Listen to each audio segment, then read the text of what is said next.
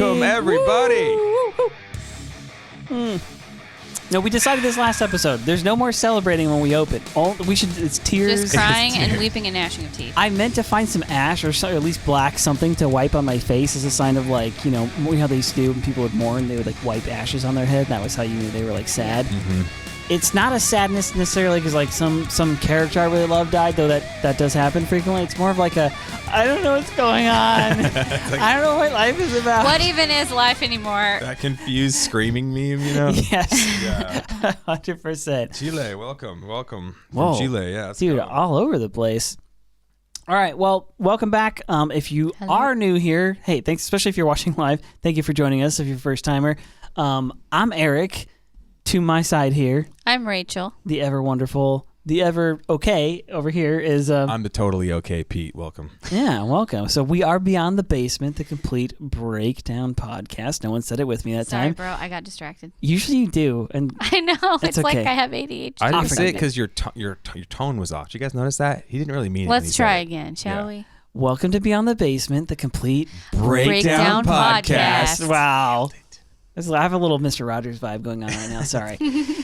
So, what are we on? Episode 79. 79, otherwise known as Season 4, Episode 20. Am I correct? Or 19? I think it's 19. It may be 20. I don't know. At any rate, I think it's 20. I think last time. Okay. Anyway, this is the episode. This is the episode we've all been waiting for. To be perfectly honest, last episode sort of got us there, and then this was the one where I was like, okay, no, gosh. like I'm finally. This is what I was looking for. Okay, so quick recap for those of you who are listening on podcasts after the fact, which I know a lot of people do. This is the episode where it's called Memories of the Future, and this is Eren and Zeke walking through. They've touched heads in the last episode, and they are now walking through. I guess Eren's childhood, but like Zeke's life. They're walking through the Attack Titan memories shared with his dad and himself, and so on and so forth. And so, this is I'm going to really abbreviate this because there's so much other content to get to. I feel like my little recaps are always too long. So, at any rate, they walk through the whole deal with each other, and like at first it kind of looks like Zeke has the upper hand as per usual, but we find out pretty quickly that he may not, because we find out probably the juiciest detail of all time, which. Even despite all of our diligence in this podcast, we didn't actually recognize the fact that the Attack Titan specifically is the one that can see the future. Didn't occur to any of us. We knew the Attack Titan can see the future, kind of. We just didn't understand he was like seeing the memories of future inheritors.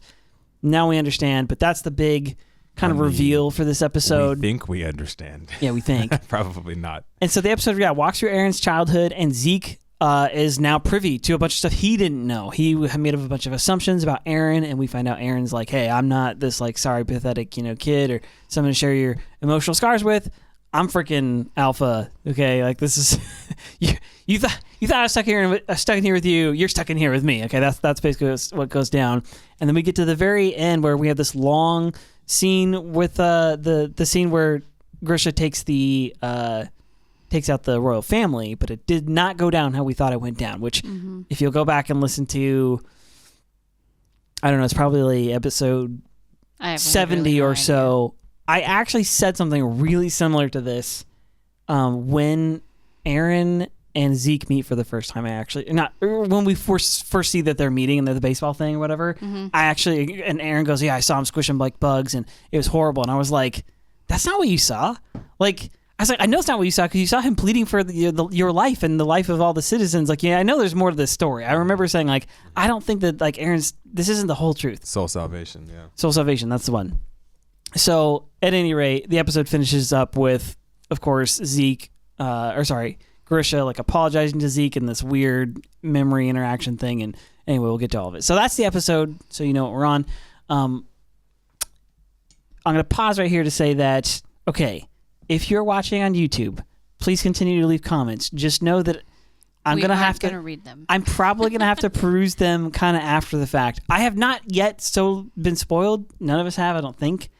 But I'm really nervous to look there because people keep telling me there's like spoilers and stuff there. So we are not interacting with the comments the way that I had in the past. Yeah, we need a mod. I'm sorry about that. Yeah, we need a mod for YouTube comments. Yeah. We have it for on Twitch, but at any rate, we had some really great comments in the last video. None of them were spoilers that I saw, and so I really appreciated that, guys.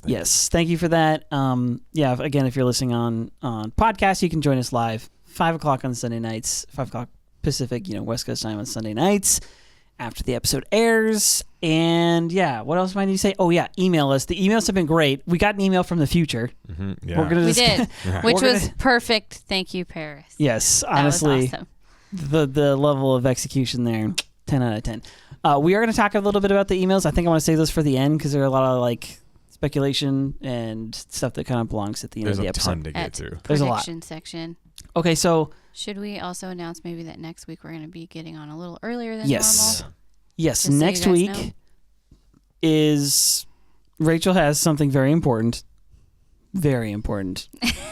and we are not going to interrupt that. Okay, That's right. Not messing with it. So to accommodate that, we're going to rush back from our morning obligation to try and get and do the episode early. Basically, we're going to start an hour early. So we're going to try and start at 4. Mm-hmm. So if you come in, tune in at 5, we'll still be here because we always go for way too stinking long. But we're going to start at 4. And the following week isn't the following week Super Bowl The Sunday, following so week we're is going to Super try Bowl. to stream early that day also. So Listen, next 2 weeks. If the Japanese are smart, they wouldn't drop the episode. They would just be like, no, we're just going to postpone it. There's a big event. Yeah. No, but they can't deny the rest of the world. True. The rest of the world also watches the Super Bowl. That's true. It does happen. We're going to try to do it all, guys. Which, at this point, the Chiefs are eliminated, so go Bengals. I guess. Go Rams. Well, I would be cheering for the Rams probably, but then it doesn't look like, I don't know, that game's not over yet, but it doesn't look like it. Okay. We're going to figure Super Bowl out. We might do the opposite. We might just have to start late. I don't know if you guys are down. I don't know. We're going to figure it out. We'll figure it out. We'll find a way. And we'll let you guys know. And if I'm really honest, if it's Bengals 49ers, I'm probably just going to be like, no, we're doing it like normal. I don't really care anymore. Screw those guys. All right. Let's jump into the first scene. The very first bit we get is the birds. Mm-hmm. Always with the birds. Mm-hmm. Always the freaking birds. Quick clip of the birds flying over, and they this is the bird in this episode. They do that a lot. Sam has been doing that nonstop. Yeah, and now I'm starting to understand. He's just flipping us the bird. He wants us to hurt. He hates us 24/7. So we get the birds, and as far as we've concluded, the birds are always some sort of symbol of freedom, or at least a desire for freedom, life beyond the walls, and this whole idea of flying and getting into the air. I think has been a subtle theme through the whole show. This is why I'm still convinced we're going to get there. I think before the show's over, well, at least flight happens. At least the airships. They have the airships. We have airships. And then remember we assume Armin's parents from that one thing were the ones that they were trying to fly over the walls, yeah. But I seriously think there's going to be more. We kind of already know there's going to be more. The Azumabitos have some sort of flying machine. Mm-hmm. I've predicted some kind of flying Titan, whether it's by power of machine or otherwise. Titans can evolve or something. I don't know.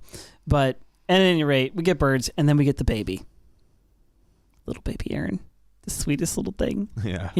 Chubby baby Eren. Dressed like a girl. Anime babies always look like girls, though. Yeah. I feel like they usually do. It was the yellow outfit he was wearing with the poofy sleeves that made me, I'm like, is that a girl baby? Or I couldn't tell. Yeah. So, all right, this gets us into the very first theme of the episode, because we get Grisha and he's all bitter and he's he sure looks happy. Well, we acknowledge they're in Grisha's memories now. Mm-hmm. And he goes, yeah, he sure looks happy for someone about to cast his whole family into hell.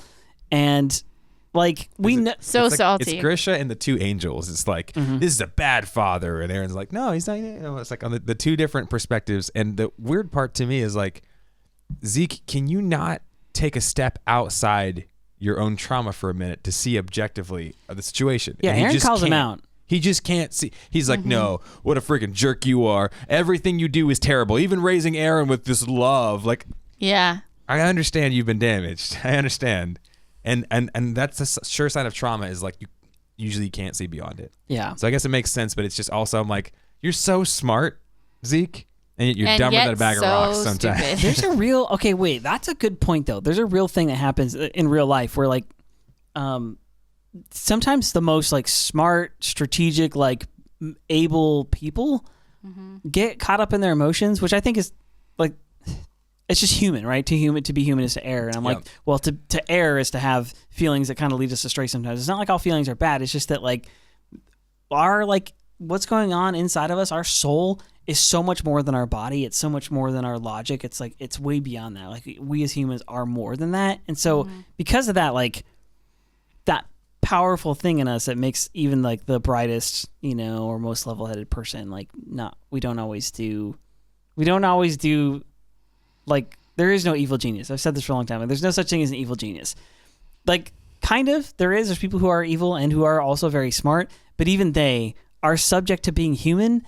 And so they're going to make dumb mistakes. Like, oh, let's invade Russia right during the middle of winter. Like, listen, Hitler, like, we know you were like, I'm the best. I can do whatever I want. But that was a freaking error, all right? Yeah. Like, not taking out the Brits while they're stranded on the beach. Like, anyway. I don't care what you say. Hitler's a bad guy, What I say, you think Anyway. Okay, moving on. Pete. He is indeed. That was not the point. This is my Norm Macdonald joke. Nate the Great's got a good comment. Zeke's the perfect example of a man-child. He's not by choice, but by emotional trauma. He's stuck in the teenage thought process. Gangsters. This is like a famous thing. So amongst like investigator type cops and stuff like that, they're always talking about how like the most insecure people on the planet are like gangster like lords. The guys who are like really in charge because they're so insecure.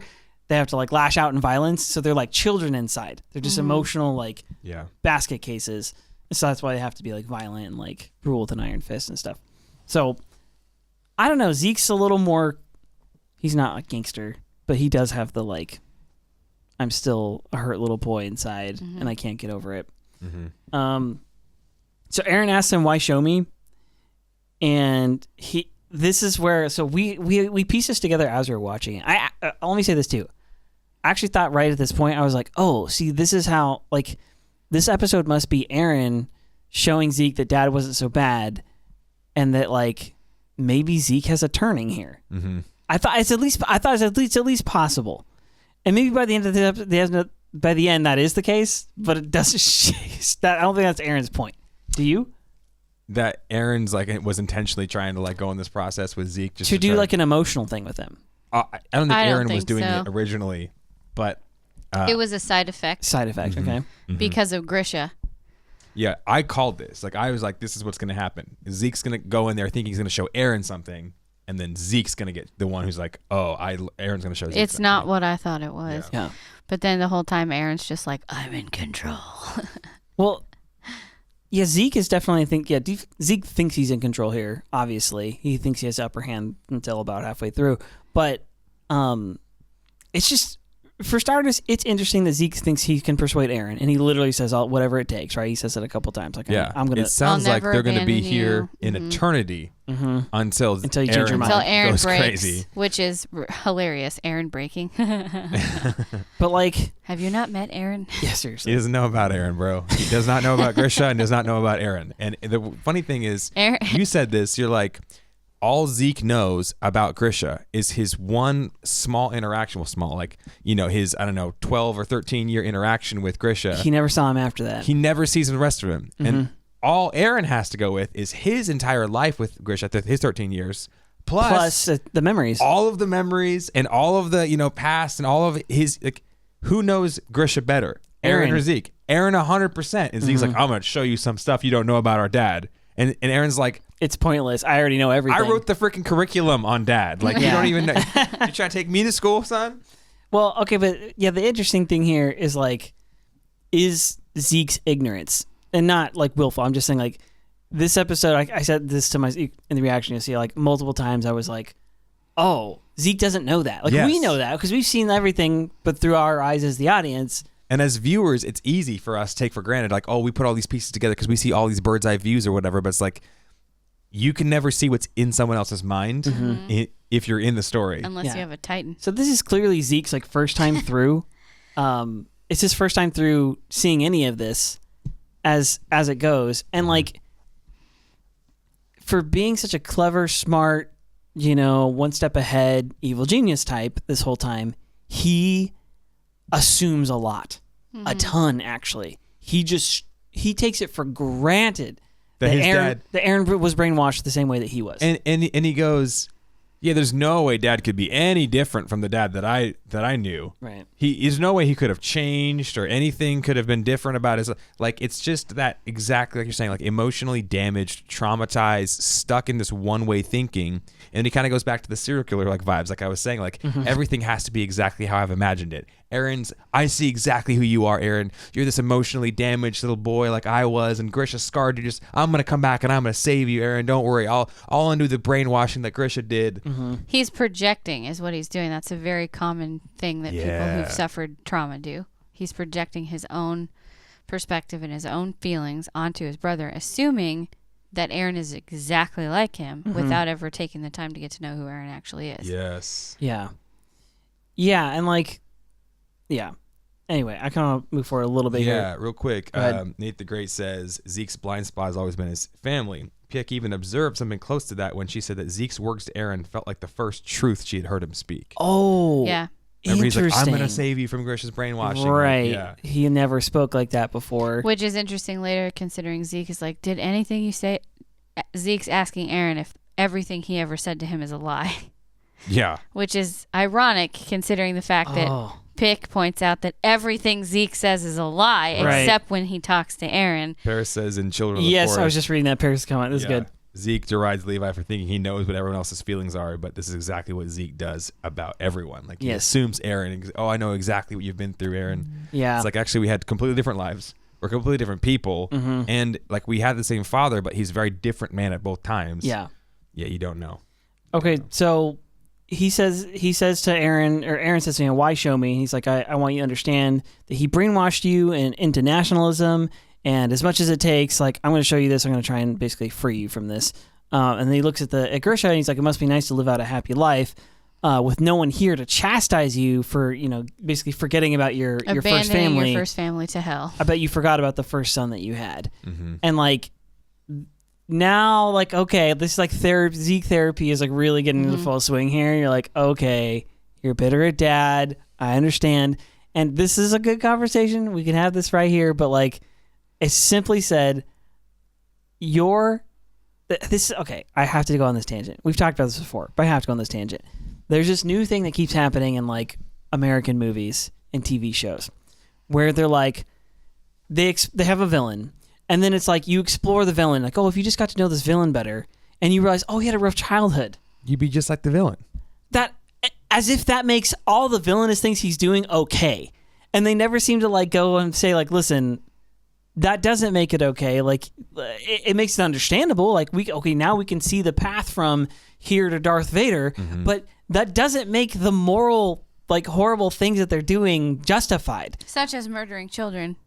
But like in like Black Panther kind of does it a little bit. I don't know. They all do. I mean, it's like all these modern movies are like Disney's done Maleficent and Cruella and stuff like that. And I'm like, listen, it's not that we shouldn't have a backstory in a villain, and it's also not that we shouldn't, like, quote, understand them. I think there's, like, obviously that's a good thing that we should understand. That's interesting. It's worthwhile. But what they almost always fail to do is fail to be like, this is how they got that way. It's still they're still bad. Like, you still should not have done that. And, like, because if that was the case, then, like, we could just which we kind of do that. We're humans. It's like, we all do this anyway. We all want to, like, default to this whole, like, it's not that bad. It's not my fault because somebody did something else to me. Like, I had a rough time, therefore it's okay that I did something bad to someone else. It's like our most natural human inclination is to justify the crappy stuff we do to other people because someone else did something crappy to us. As if that makes it okay. But it doesn't. So nothing Zeke says here, or nothing, and, like, did Zeke have, like, the crappiest of all childhoods? Yeah. Yes. I'm going to put that one right up there. Dude was manipulated, not just by his actual parents, but by Cassava, and, like, was thrown around, and, like, had just, like... He was always seen as a means to an end, as a tool, not as a person. Nobody ever really acknowledged his personhood. His parents didn't want to play with him. Soul. His dad didn't care for him. He's only his literal grandma, basically. Literal child soldier. Yeah. As bad as it comes. That none of that justifies all the bullcrap that this guy does. So I just feel like, I don't know. I just wanted to talk about that because it's interesting and it's a very, like, prominent thing here because you can see how much blame Zeke places on his dad, and on like circumstances outside of his control. Yeah. He doesn't take ownership, and he doesn't go, "Hey, it sucks that this happened to me, but I'm gonna press delete, move on, and do better." He's like, "No, I'm just gonna freaking delete everybody." And that's the thing is like not seeing the world through your own pain and trauma. You have to step outside of your pain and trauma and realize that not everything is exactly like this for everybody. Not everybody has experienced the same problems that I have. Mm-hmm. And if I've been emotionally damaged, especially when you're young and a kid, that you don't have a really great view of the world. So what do you need to do? You need to get around people who have a better view of the world, people who are hopeful, people that have like good fruit in their life, they have joy, they have family, they have values, they have good things. You need to go to counseling, you need to get good community, you need to you need to take steps to where you're going to start to view the world in the most true light, because right now the way you see it is broken. And if you start making these giant projecting your trauma decisions based on your broken view of the world, it's going to hurt and affect everybody. It's always going to be wrong. And yet Zeke gets trapped in that early. We're talking about this too. Unfortunately, his father figure sucks. His dad is terrible, right? So then he finds this other father figure who seemingly cares about him, plays catch with him, and he goes, "Oh, you're the father figure that I always want. Screw you." And so his whole persona changes from I hate my old dad because he hurt me, so I'm going to go to this new dad, and the new dad's plan for hope. Mm-hmm. Hope, quote, it's the most nihilistic thing possible. It's ending all life of Eldians. Mm-hmm. And so screw you, dad. I'm going to do this new dad. But both of those guys made all their decisions out of the trauma of their own lives and not out of the hope and the beauty that can come in spite of tragedy. Yeah. Which is, again, pretty much a theme in the show, because people die all the time. It's there's all this the world is cruel. The world is cruel and also very beautiful, and that's kind of the whole point. And so something I really love about it is this is an episode where it bounces back and forth in that theme pretty heavily. It's this thing is horrible, also some good can come of this, and yet the most ominous brooding thing in the whole episode is still Eren, because what the frick. Yeah. The comments are right there. AOT doesn't really tell you this is a good person, this is a bad person. They show you all the flaws and all the good parts of the characters, and they kind of let you hash out the morality of the episode and what's right and what's wrong, which is why we love talking about it. Exactly, that's why it's great artwork, because it's all right, here's the thing, and now you decide. Paibara, I don't know if I'm saying it right, is saying, so to be fair, the one that had the idea of the euthanization was Zeke and not Cassava. Cassava just agreed with him. Yeah. That is true. That is definitely true. I think so. I originally thought that maybe Cassava kind of led him to that conclusion, but I watched the episode 2 or 3 times now. I rewatched it a couple times, I think, after the fact, and I think I've kind of swung over to his side of things, where I don't think Cassava really necessarily had formed that idea all the way. Guide him to that. He let him form it, and then he encouraged it. Zeke is the one who came up with that idea, and then when he heard it, that's when he has his breakdown, and he's like, "This is the answer." He hadn't come to that conclusion yet. So, all right. Next bit here is a little toddler Eren running around chasing a butterfly. I'm only bringing it up because at the end of the opener, is the butterfly that's been stomped. Yeah. Not sure if there's a connection there, but and remember, Mikasa, she's playing with the butterfly, right? When her parents come and die. Yeah. Right? Oh. And then we have Annie, who kicks the crap out of that little bug or whatever she's tearing it apart. She tears the wings off the wings off of it. Yeah, I love all the symbolism in the show. There's something about the innocence being destroyed. Yeah, they're little kids, and yet their whole worlds get destroyed by the terrible decisions of those around them. And they're this pure innocent thing that get their wings pulled off. They get their legs pulled off. Mm-hmm. Okay, so the next bit is it's Grisha. He's doing his doctor thing or whatever. He's there's some elderly looking type of dude at his bedside, and then Zeke says, "This is him. This is the true him." He's all indignant. See, this is the true him posing as a doctor to get close to those in power, when really all he wants to do is hunt down and steal the founder for himself. He puts his wife and his children at risk, because what if he was caught at any time? Even this is untrue. Posing as a doctor? No. He actually is a doctor. He meets his wife by stopping the plague. That's what he's able to do. This is literally what he is. But again, in Zeke's mind, Zeke's mind is already made up. He's made all these assumptions. He's taken them for granted. He's like, nope, I know what he's like. He's imposing. And then he says, if he slips up, his whole family would suffer. And he still risks. Yeah, and yet he still takes this risk or whatever. And so, God, gosh, my notes are fuzzy here, but okay. So he basically turns to Eren. Is like, so what do you think about that? And Eren's like, yeah, he's an a-hole. He's willing to toss his whole family, into hell for the sake of Eldia. I get it now. I was wrong. Cured. I should never have been born. Hey, look, no longer brainwashed. There you go. You got it. It's the sarcasm is. Dude, it's refreshing, actually. Yeah, because you read it and like as you read the text, you're not exactly sure. Then the voice actor is like, "Yes, I'm completely healed." You're like, "Okay, well played, well sure, played. Man. No brainwashing. I'm all cured. We're good to go." Yeah. But like, it's like I said, it's refreshing because Eren actually hasn't had a lot of dialogue. He's been a big question mark for the first half of season 4. So to hear him talking and like. Just showing emotion. Yeah, showing some kind of feeling and like getting to know what he's actually been up to. I'm like, okay, good. This is what I've been wondering. So then we get the scene Hannes, and of course Hannes has like a beer and is showing it to Eren. Who's showing it to Eren, and he's got the rosy cheeks because he's drunk. Classic Hannes, man. Gosh. Those were the days. There's some anime tropes that I will always love, and the "you're intoxicated" one is like the red cheeks with the squiggly line on it. For like every anime, it's always the same. What about when the blood shoots out of the nose? Is that a good one too? Yeah, that's a great one. If they see an attractive person, they bleed from their face. When you're so embarrassed, you just Okay, so get another little quick clip that's worth talking about. We see our old friend Kenny. The stream again? Is it messed up again? What is happening? Hey, at least we all look good this time. Last time we looked ridiculous when it did that. Dang it. What is happening? All right, we're working on it. If you can hear us, I'm working on this. I'm moving again. Hello, can you hear me? We back? Can you hear me? Are we good? Kenny! To pray for our internet. Oh, it's Lord. glitchy. If we give it a second, you think it'll come back, or should we like... Let's just give it a restart second. It. Let's just give it a second. Okay, if you can hear us, we're letting it restart. Some are saying it's back, some are saying slideshow visuals. You're getting postcards. But the audio's back. The audio's back. Okay.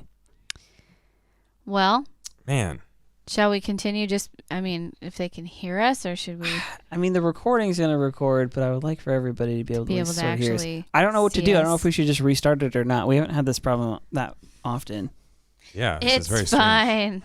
Strange. Okay, here we go. And now we're stuck. What is happening? It's good. It's bad. We can hear you. All right. Well, if you can hear us, I guess you can hear us, we should probably just keep going. We'll just press through. Yeah. Yeah, let us know if you stop hearing us. Hopefully it'll come back. We'll just pray first. Okay. Keep it internet. It says my bitrate is actually fine, which is not what happened last time. Seems like some people are okay. If you had more Bitcoin, your internet would be. That's how it goes. All right.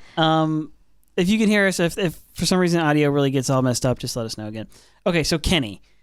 We get a glimpse of Kenny. Yeah, we get a glimpse of Kenny. I almost forgot. Wait, but Detective Kenny. First Detective Grisha. Mm-hmm. First Grisha's there at that like rich guy's like house. He's like snooping through his stuff or then something. Then the guy like either dies or falls asleep. Mm-hmm. He like goes through his stuff. He figures out like some secret thing. So he unlocks like the first piece, which is like to go to find Kenny or something like that. Yeah. Then he goes and finds Kenny. And then Kenny tells him about the next little piece or whatever. Yeah, he's like Detective Grisha, which we aren't quite there, but he goes and finds we do discover he finds the hideout pretty early on.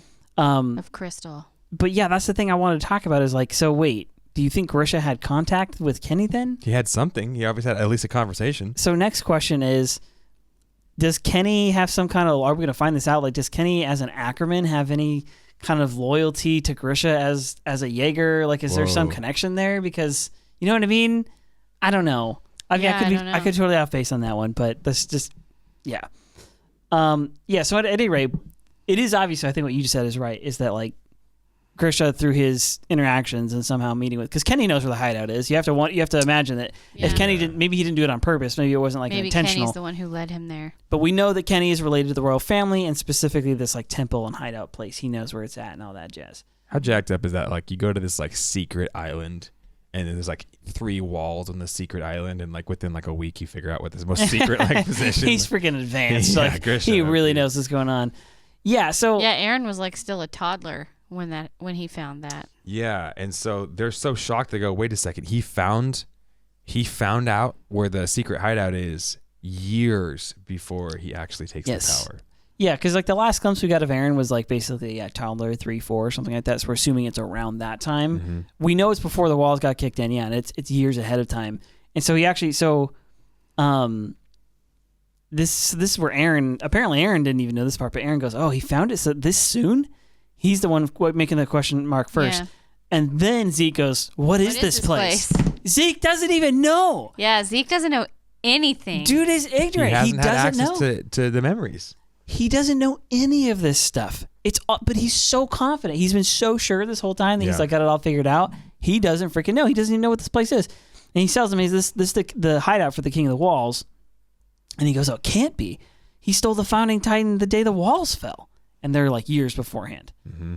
And then we see Grisha. He goes back home to the kids. He goes back home to toddler Eren and hugs him and starts crying. And Eren's just like...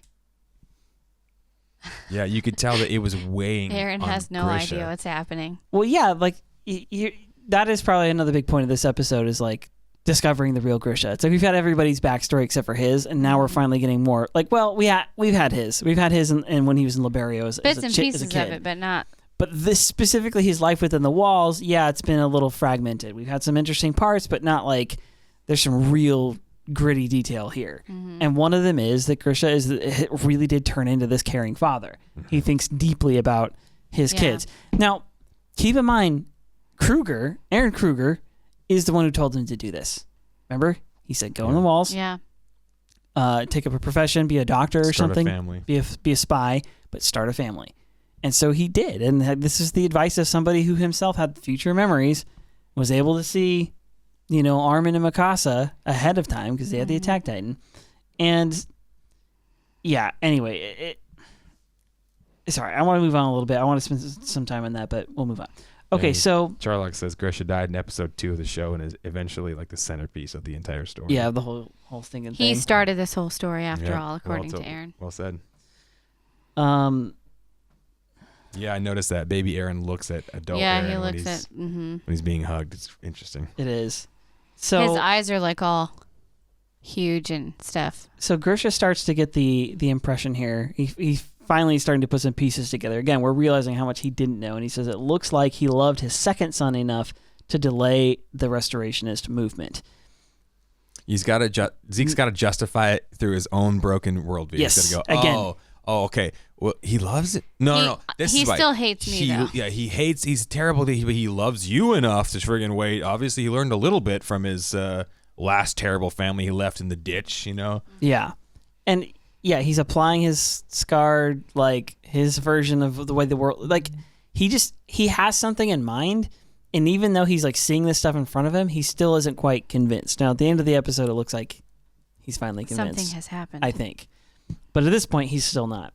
And so he goes, this is a stark contrast from the father that I knew. He must have learned from his past mistakes.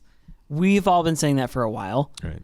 That because Grisha bags on his, like whatever, especially in front of Eren, but just in general, in previous episodes, Grisha talks crap about his dad pretty often. You mean Zeke talks crap about Sorry, that's what I mean. Zeke talks crap about Grisha, and we're like, all right, justified. Also, he did change. Like when he got inside the walls, he changed his whole Didn't deal. he even tell Kruger, I was a terrible father? Mm-hmm. Mm-hmm. And Kruger and regrets it. Yeah. And Kruger's okay, go make up for it, So Zeke makes his observation. He's like, he must have learned from his past mistakes. But then he says, and yet you moved, I don't know if I got the quite, I don't know if this is where he says it. Exactly the way father wanted you to. But the point is, he basically makes this point that I guess he didn't brainwash you. This happens, he says it a couple times in this episode where he basically observes and he goes, oh, well, it looks like he wasn't doing to you what I thought he did to you, which is what he did to me, which is he spends every single day, quote, brainwashing you, forcing this ideology down your throat. And he realizes, oh, he's not doing that at all. He's just letting him do what he wants. He says that line later about letting him live freely or whatever. Right. But he says, and yet you moved exactly how he wanted you to. He says, the original you is gone, and sooner or later, you'll see. Yeah, you've been changed. You don't even realize how brainwashed you really are. You're different from how you used to be, Eren. Mm-hmm. You'll see how he messed with you, I'm sure, right? Then we hear Grisha, who's passed out, sleeping on his desk with a picture of his family, of Dina and Zeke as a little boy, and he's like falling asleep with that, and he's like, he says his name first. He says, "I'm sorry." I'm sorry, Zeke. He says, "I'm sorry. I'm sorry, Zeke," and then Zeke's like, and then he's like, "Zeke, is that you?" Like, this is where this episode gets trippy. We were losing our freaking minds when I realized. I was like, "Wait, is he talking to Zeke?" Right at Zeke, and he's like, "No, that old bearded man can't be Zeke. This is just a dream." And then Eren, Zeke is shook. He's like, he's stunned. See me? He's stunned. And Eren's like, "Next door, Zeke. Come on, next memory. Let's go." and that's when we realize Eren's been in control the whole freaking time, and Zeke doesn't know nothing at all. Yes. Let's go down memory lane. I'll lead this time. Mm-hmm. Okay, so is this a good point that we should talk about the whole how the time travel memory things work, or should we do it later? Sure, we can do it. Yeah. Okay, so who sent Manindra or Paris sent us the panel? They both tag teamed to help send us something. It says an email first, version. but it had spoilers. So in our Discord, you can go view a clip which kind of summarizes and breaks down the time travel theory, how the Attack Titan power is working with the Founding Titan power and the royal blood to be able to have this triune special ability. Pretty interesting. You want to try summarizing it? Sure. So it starts with like the three theories of time travel, which is the Einstein's theory of time, which is like fixed incidents. So even if you could go back and observe time, you couldn't actually affect it. Even if you go back and see it, like what's done is done. There's no changing it. And then there's the next version is, if you go back in time and change something, it has a direct correlation to the future. So as soon as you go back to the future, things have been altered. And then there's the multiverse version, which is if you go back to the past, you can interact with the past and change things in the past, but it does have a direct impact on the future, but only in that timeline. So you can never go back to that timeline. A divergent timeline then occurs. Yeah, a divergence. You can never go back to the original. Yeah, and so these are all interesting theories. The one that I assumed was happening is the first one, and that's what this like panel sort of suggests, is so that's what's happening. And so what we're seeing then right now, through this episode, is we are seeing... from Grisha's perspective, I'll pretend you're Grisha for a second. When you're Grisha, what you're seeing are memories from the future. So what you're seeing are Eren's memories from the future. It specifically tells us that the Attack Titan, so when he gets later on the episode where he says the Attack Titan has a special power of like seeing the future memories, he specifically tells us that it sees it in glimpses. So it doesn't seem like it's a full like everything, but you can see at least glimpses of the future. Again, this makes sense. Kruger had the Attack Titan. He could see Armin and Mikasa from beforehand, but at any rate, that's whatever. The point is that what's happening in this scene, you'll notice, is when they walk into the room, Eren and Zeke are standing next to each other. Okay? When he goes, Zeke, is that you? Whatever. He's like, oh, that bearded man can't be Zeke. You realize that Grisha can see Zeke as an older, aged dude. But the reason he could see that is because you notice Eren is now standing opposite Zeke, and Eren is the one who's looking at Zeke, and so Grisha is seeing Eren's, quote, future memories. And so that's the connection. That's why it's like kind of weird. But that also explains why there's no point at which Grisha actually sees Eren. He just figures it's him because he's having memories that he can tell her from the future. And he's like, oh, Eren, that must be you or whatever. And so in this weird kind of universe, which this does make sense, we now realize that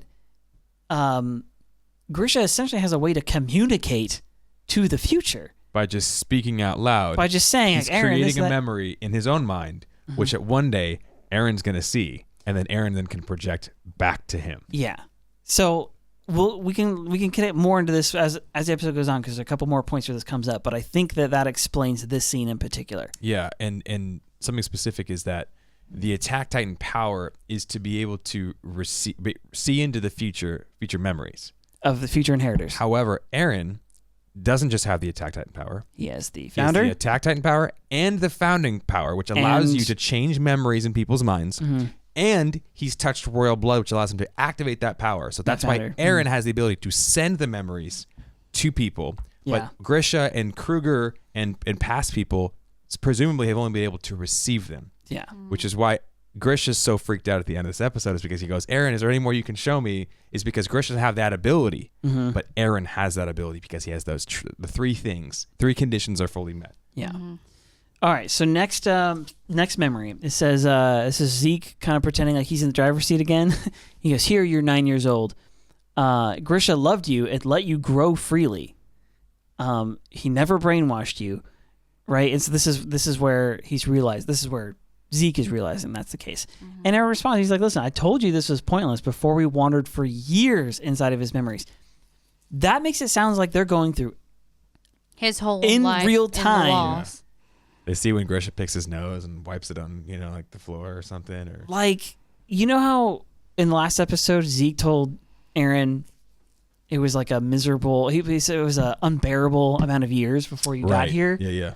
Like, I'm kind of wondering if that's sort of what they're going through in some extent now, because they're having to, in order to see each of these memories, they're living a lifetime. They're living through Grisha. Grisha's like lifetime here. And what's crazy about that is, I mean, it's okay. So I kind of predicted this. I thought this was what was going to happen as soon as they touched. As soon as Zeke caught Eren's head, I thought they were going to go back in time and they were going to have to relive an entire life through somebody. I didn't know it was going to be Christmas Carol where they're going to be like outside of it. Yeah. But they're still kind of doing that in a way. It's just Grisha's memories. Now, Eren is the coordinate. Can he look through anybody else's memories this exact same way? Or is it only he can do this just with Grisha's memories because he has the Attack Titan power? Okay, so you bring up Can he do the Warhammer Titan? That's exactly what I was about to say. The timers, dude. Let's go! Exactly. We're gonna find out. They know a lot of secrets We're gonna that we find don't out. understand. Those are the memories I want to dive into the most. Let's go. Are the freaking timers because they already asked the question in this episode. They've had it in the family the whole time. Yes, they've had it in the family the whole time, and they already asked the question in this episode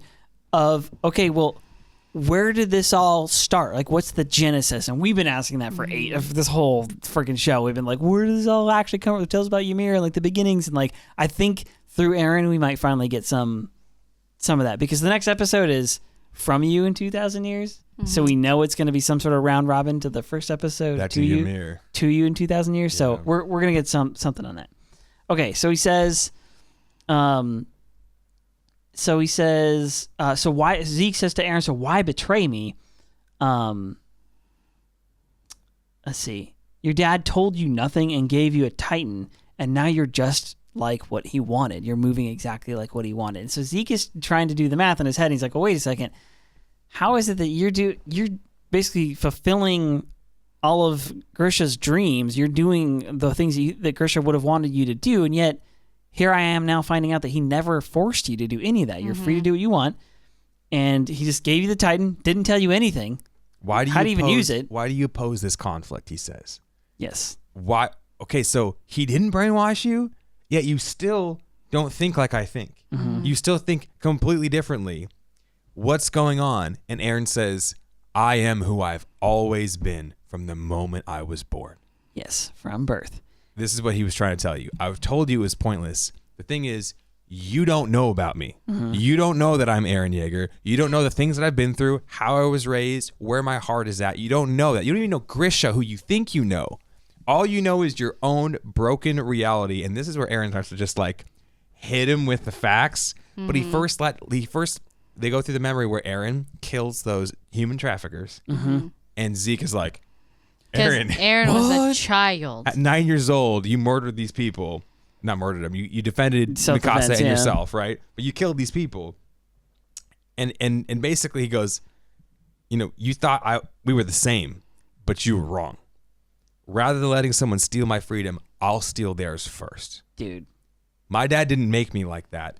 That's who I've always been since birth. And Zeke goes, since birth? And here we get the friggin' Mari. He just starts dropping we get the lines Dr. on Phil. He Eren the truth bombs just start flying and exploding, and Zeke is just like, oh. The Warhammer of truth to Zeke's dome. He goes, you won't find a pathetic little brother you were hoping for in me, nor a convenient little brother to share emotional scars with. All I see is a man who can't accept himself until he denies his father's wishes to restore Eldea. A pathetic man still haunted by his dead father. Dude. Bam. It felt good. It felt good, but also I'm like, okay, it's Zeke, scary. You need a minute? Can we breathe? Let's just, let's get some flowers in here. Rip, bro. It's freaking scary because it's coming from Eren, who I still don't fully understand. but he is saying the absolute truth, like honest to God truth here, and it feels good because freaking nobody. Like Zeke just never puts himself in the position of vulnerability to hear the truth from somebody else. He's his own thing. He's on his own team. He's the guy with the answers. He's the guy with the Titan powers. He's the guy with the royal blood. Like he's always on top. Like he's always like the big baddie or whatever. And here he is getting called the F out on his like emotional immaturity, essentially. By his little brother. Whom he thought he was duping and whom he thought he was in control over the time. You just don't understand, Eren. I'll show you. Eren's like, you don't understand. He thinks You're he's in control. scarred, and I'm not. I'm the alpha here. You've never understood that Abs Eren is the real Eren, okay? Chad Eren, Abs Eren is the real Eren, and everyone else needs to get on that page before they're going to take another step forward. Okay. Zeke thinks that Eren needs rescuing and that he's going to be there for him the way that Cassandra was for him. He has this whole fantasy built up in his head where he is the hero and Eren is the damsel in distress. And Eren is like, I'm not in distress. I don't need to be rescued. Yes. You still need to be rescued, actually. Yeah, you took on the victim mentality. And Eren's like, I've never been that. Nope. My mom died, and instead of being like, oh, woe is me, like everybody else in the boat, Eren stood up and made a vow, I'm going to freaking do something about this. Yeah. Dang. That's the difference between Zeke and Eren is Zeke goes, oh, my life is terrible and whatever, right? And Eren's like, therefore, no. I'm going to destroy the whole world because my world has been destroyed. Right. It'd be better this way. But Eren stands up and is like, everyone else is freaking crying. Everyone else is like whining or whatever. Eren's like, no, I'm going to kill all the Titans. I'm going to keep moving forward until I crush my enemies. Yes. Yeah, so we get to this next bit. So yeah, this scene, okay, if you haven't watched it recently, everybody should go back and rewatch The World the Girl Saw. It's the episode where this whole thing like happens. It's there's a lot of like, there's just so much in there that speaks to what we're seeing now, but like it says a lot about Mikasa and stuff. And so this is the part, well, we'll get to that in just a second. So he says, Eren drops his lines on him, and then Zeke says, well, said man is grateful for his father because basically his actions opened his eyes so that he would save the world from the threat of Eldia. It's a bit ironic, isn't it, Eren? And so like, so Eren's kind of dropping like actual, this is how arguments go when you're losing. Like Eren's dropping facts on him and is like, this is how it really is. And I'm here is reality. Please deal with it. And Zeke's like, no, I substitute reality with my own. Yes, I'm a baby. That's exactly it. He like hits back. He's like, oh yeah, you're all because Eren's like dropping like strong like philosophical type points on him. He's like, well, that man is also glad because actually he made me save the world from the Eldian threat. Isn't that ironic, Eren? Like actually I'm still the one with the upper hand. I'm the smarter. Like, dude, yes. he's like slipping here, and like you can tell it's happening because he's making this point. But like, this is the world the man saw, says Charlock. Yeah, yeah. But it's like Zeke actually thinks this. He's definitely high on his own supply a little bit. Okay, but does this make you feel bad for him? Do you empathize with him at all? Because now before we've only seen Zeke as this mastermind, manipulator, like duplicitous, strategic, Yeah, well, we've genius. seen his like childhood thing, so there's that. But yeah, and then we saw him like, oh, okay, he's this poor little kid or whatever, right? You kind of feel a little bit of empathy towards him, and then now we see like, I do feel a little bad for Zeke. He just keeps losing, and he's still losing. But he's damaged. He's so damaged, and here Eren is like calling him out on his damage and not being like, we can change that, bro. Like, let's fix this for you. You have a wrong view of the world, and I want to help you. He's like, you're a fool. You don't know what you're like. Look at me. I'm the captain now. I'm the captain. I'm the captain. Yeah. This. If somebody please make that meme. There's got to be a meme with Eren saying, like, I'm the captain now, like looking at freaking Zeke. Charlock, he quotes Zeke saying, I can pull the trigger whenever I want, Eren, but I'm going to save you first. You know, I'm going to make sure, like, I can do the euthanization plan anytime, but I'm not going to do it until I save you. Like Cassandra saved me, I'm going to save you. And Eric's like, I don't need saving. Yeah. I don't. Someone made a good point. For 3 seasons, Eren's been kidnapped, Eren's been stolen, Eren's been, and he hates it. He wants to be able to do something. He hates that he's so weak, right? Yeah. Now he finally has the power to do something, and he's like, I'm never going to let that happen again. I'm going to protect the people that I care about. I'm not going to allow this terrible plan to go through. But what's Eren's plan? What is Eren's plan? Okay, so he actually does ask him. We kind of skipped over a little bit, but Zeke does ask him, what is your plan with the founder? Okay, this is the giant question mark. I have a theory on that I'm going to save towards the end, but I want to like put a little pin in that. Okay, so while Zeke is trying to drop his like philosophical counterattack on Eren that goes nowhere, Eren's barely listening to him because what he's looking at is this moment, because it's the moment where he's just handed Mikasa the scarf, the red scarf. I love this moment. And I know, in the original episode, like it's so young sweet. Eren is blushing. Yeah. While Mikasa wraps it, after he wraps it around her, and she goes, "It's warm." And like he doesn't hate her. He doesn't hate her. Okay. Little Eren has the like, I'm embarrassed because I think you're cute, rosy cheeks that are in animes all the time, and adult Eren is just staring at Mikasa. But he's like feeling this with moment, giant eyes, because he's reliving it, and he's like really truly like feeling that.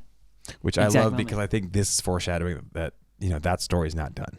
Eren and Mikasa are going to one day have another conversation, and it's going to go different. It's not. And he's not going to tell her that he's always hated her, because that was awful. Yeah, because he has another moment in the memories here with Mikasa, I think, right? I don't think this is the only spot. I don't know. At any rate. Well, he has a spot with both of them in the house. When the house, she's like, that's right. Running her mouth. Eren wants to join the scouts. That's right. And he's like, looks at her there, too. Okay, yeah, so this is where Zeke goes, I have the power of the founder in my hand. I can carry out this plan at any time, but I'm never going to abandon you, just like Kasavra did for me. Before I save the world, I want to save you. So that's the line. And at this point, they're having that conversation, but who we're seeing Grisha still doing his like doctor stuff there. And they keep emphasizing this for the point that we're about to get to, that Grisha, the man that he is here, is an actual doctor. He's somebody who saves lives. He's somebody who's looking out for other people. He's even upset with Eren for having killed these two dudes. Like, oh, not just that he took a risk, but like, oh, you killed these people or whatever. And like, you can see, like, if you're reading both texts, like, it's just recounting the episode. But he's like, I had to. Like, the authorities weren't going to get here soon enough. Like, they were still here. I had to do something. And he reiterates, I didn't kill people. I killed monsters who happened to look like people. Yeah. Yes. Yeah. Exactly. And so it carries on from that to Grisha writing the letters we found in the basement. So the end of season 3, and he's now starting those notes or whatever, and he opens with that first line, and Zeke reads it out loud, and he goes, "Oh, humanity has not perished," right? And that's like the first thing. He even scoffs at it. He's like, "Oh, bold last words." Yeah, like Grisha. Those are hefty words to leave behind or whatever. But even here, he still has that picture of his family, and remember, that's the picture you see at the end of season 3, and they're like, "It's a photograph. This isn't a drawing." I know you've never seen this technology. This is a photograph, and the photograph he has is of his family, who he thinks is long deceased, I suppose. Yeah. Okay. So then we get back to what was I going to say about this? The basement notes. I don't know. At any rate, he has the key. We see the key, the basement key, and he locks his stuff up in that drawer or whatever. He puts the last page in the journal and puts it in the drawer and locks it. But when he turns doesn't up, he say Zeke? When he turns up here, it looks like he sees Eren.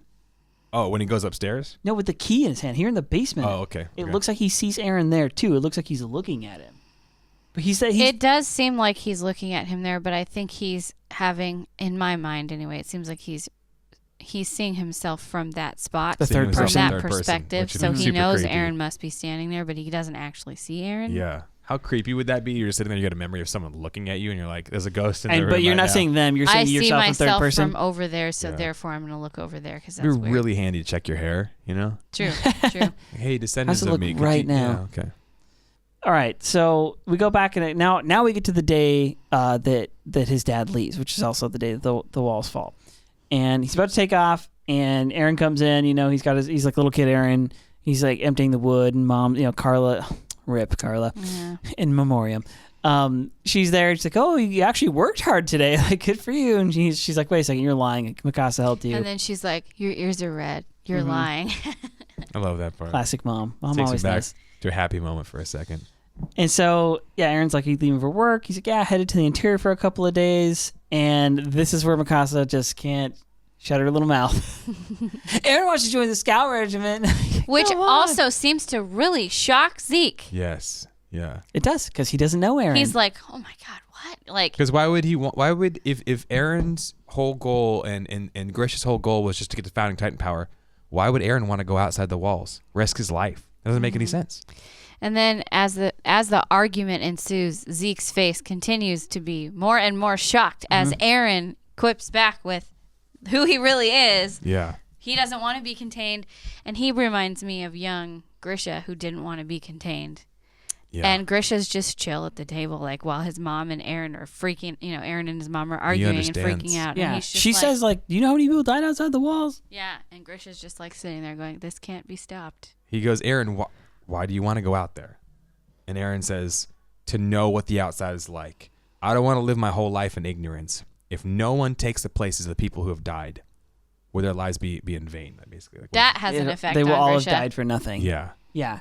So the point of this interaction, the point of Zeke seeing it stuff, is to tell you this. Eren's been saying, "I am who I've always been." This is who Eren has always been, free of brainwashing. No one told him to be like this. This is just who he is. This is who was born. Yeah. This is how he was born. So even as a child, 9, 10 years old, however old he is here, even as a child, he was like, I'm willing to go risk my life for the sake of freedom. I've always been this way. Mm-hmm. And as we know, this is before he has the Attack Titan. Mm-hmm. So it's like you combine the Attack Titan, which always fights for freedom wherever it goes, with Eren's like spirit, and then now it starts to make a little bit more sense, like that he is the way he is, and then also is why he's so mysterious in season 4, because you're like, I thought you were fighting for freedom. What the F are you doing? Mm-hmm. Anyway, it's all coming undone here. This is a cool line. Grisha says, he's trying to calm down Carla, and he's like, listen. She's like, talk some sense into your son. Words can't hold back human curiosity. Mm-hmm. That's not the truest thing I've ever said, though. It kind of reminds me of Armin's grandfather and like his parents and just Armin in general. You can't do it. You can't. Like, if you've ever, I'm sure you've probably been there. I definitely, as a kid, was sort of this way. There's some things where you can convince somebody with words, like, hey, you shouldn't do this because you're going to get hurt. It's going to have bad results. Mm-hmm. I'm like, yeah, but it'd be better. I don't think it'd be better. I just think the words just don't hit. They just don't hit like experience does. Yeah. It's much better. It is much more as a human curiosity. Like, for me, I've definitely always been that way. I'm like, I gotta go. I gotta go do this thing. I gotta go try. I know you said, but like, I really gotta go do this.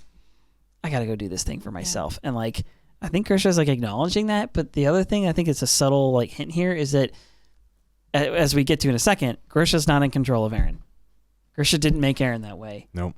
He's just like this. Yep. And there's no words I say to him are going to abate this. And he recognizes, like Rachel's saying, the same thing that he saw in himself when he wants to go beyond the walls, when he doesn't want to live inside of Liberio, inside of the internment zone. He wants to go outside. Yeah. And he recognizes Eren and he goes, nope, this is exactly how I felt. I can relate. Eren. And he looks right in the direction of where Eren is. The future Eren. And he's realizing the memories.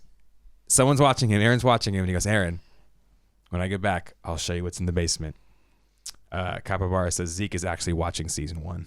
Yeah. Zeke is watching season for the first time. Yeah. No, he his mind legit. is being blown multiple times. Okay, so I want to point something out. No, I'll save it for when we get to I'll save it. Yeah, think about that. I have a couple of pins I need to put. But think about that foreshadowing. Oh, massive. That we know that Eren's going to come back at some. Isayama knows Eren's going to come back at some point. And watch this. They have Grisha look off in the distance, and he goes, "Yeah, one day I'm going to fill Eren." And like, that's insane. That's insane. It's the craziest thing I've ever seen. It really is. Like, as far as writing goes, think about how many years the manga and the show and all that stuff's been going on. Mm-hmm. It's insane. This is the work of a true artist. Planning. Yeah, serious master planning. Speaking of 3D chess. Yeah. All right, and then so I wrote down looks scared, but I can't remember who has the scared look. Probably Zeke.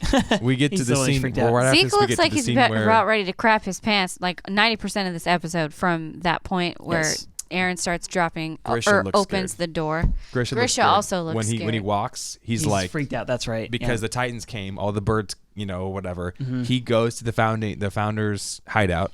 Yeah, that's the next thing. Yeah, the birds, the crows, they're above the temple thing, and he gets in there, and then we see Frida and the Rice family. He knows what he's about to go do. So it recaps this, and I was thinking, another recap, but there's so much more here.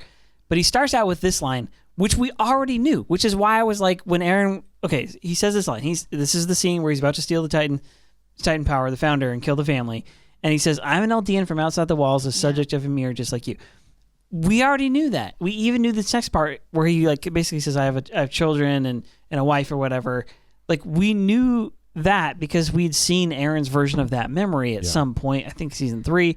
And we like at that point understand like, oh, like, yeah, Grisha didn't just go in there as a murderer. He wasn't just like, F these people. I do what I want. But when Eren meets with Zeke, again, now we're in season 4, beginning of season 4, Eren meets with Zeke and we see him going, yeah, I saw him, he squished them like bugs and it was horrible. And now you've convinced me. I didn't buy it then because I'm like, Eren, that's not what you saw. You saw more than that. This is weird. And this is why I've been suspect of Eren the whole time. I still will never forgive him for what he said to Mikasa unless he finds a way to make it right, but probably not. Even then, a reason. I don't like his reasons. He knows the future. I think it's interesting how when Grisha's talking to the royal family, he's kind of jarbling up stuff that's happening in the present with his future memories because he says, my wife and my son and my daughter live in the wall where it was broken. Like, he knows the Titans are coming, and he says, you have to go kill the Titans outside the wall or they'll break in and my wife and my children will be eaten and so will everyone in my town. Please save them, because he's already seen it. I don't think he's seen it. I don't know if he's seen it either. He hasn't maybe seen the whole thing, but he says, I saw. Show me when the wall broke down. Eren, show me when they came in. He says, what happened to show Carla? me everything. Show me if she's all right. Right. He doesn't say. So all which he knows to is, me means he knows that it was attacked. But he knows doesn't. the wall I was think broken. he knows the wall was broken because he the does know birds. the wall's broken because he says the wall was broken to them. So like he knows that the attack is coming. And he knows. I don't he think it's even coming. says, I think it happened. I think it's already happened. But he even time. knows there's Titans inside the walls. Yeah. So how does he know that? But they don't seem to know that. So how would Why he are know? they all underground? Because they were about to do the ceremony thingy, I think. No, she already had the power. They're all underground because they were there doing something. to wait to be killed. They were all in white. Yep, they were there to wait to be killed. Whoa! How You come I've think never so? realized? That's a good. That point. was so clear to me when the episode happened. Why do you say that? It wasn't clear to me, Not apparently. clear to me either. Because Grisha sees all the. I mean, maybe I'm just spitballing. No, here. it makes perfect sense. Because I Grisha agree. got on his boat and left And the walls get broken into. We all see the while colossal he's titan. leaving. We all see the colossal titan. Everyone's running for their lives, right? Right, but that happens after he's already gotten on his boat and left. You don't think people on the inside would have known the titans were attacking the walls? They did spread news pretty quick. Lord Wald knew like immediately. That's true. So I'm just saying, Grisha goes, "Oh, it's time." That's why he goes there right then. I don't think he was necessarily going there right then to take the founding Titan power. You think we were always wondering what the timing was? That's right? why I say no. I've wondered this. I still don't think I'm sure on this point. Do you think he knew the attack was coming that day, and since he knew that's why he took off, or do you think it was coincidence? I thought it was coincidence. I kind of did too. But maybe he did knew it was happening that day because of Eren's memory.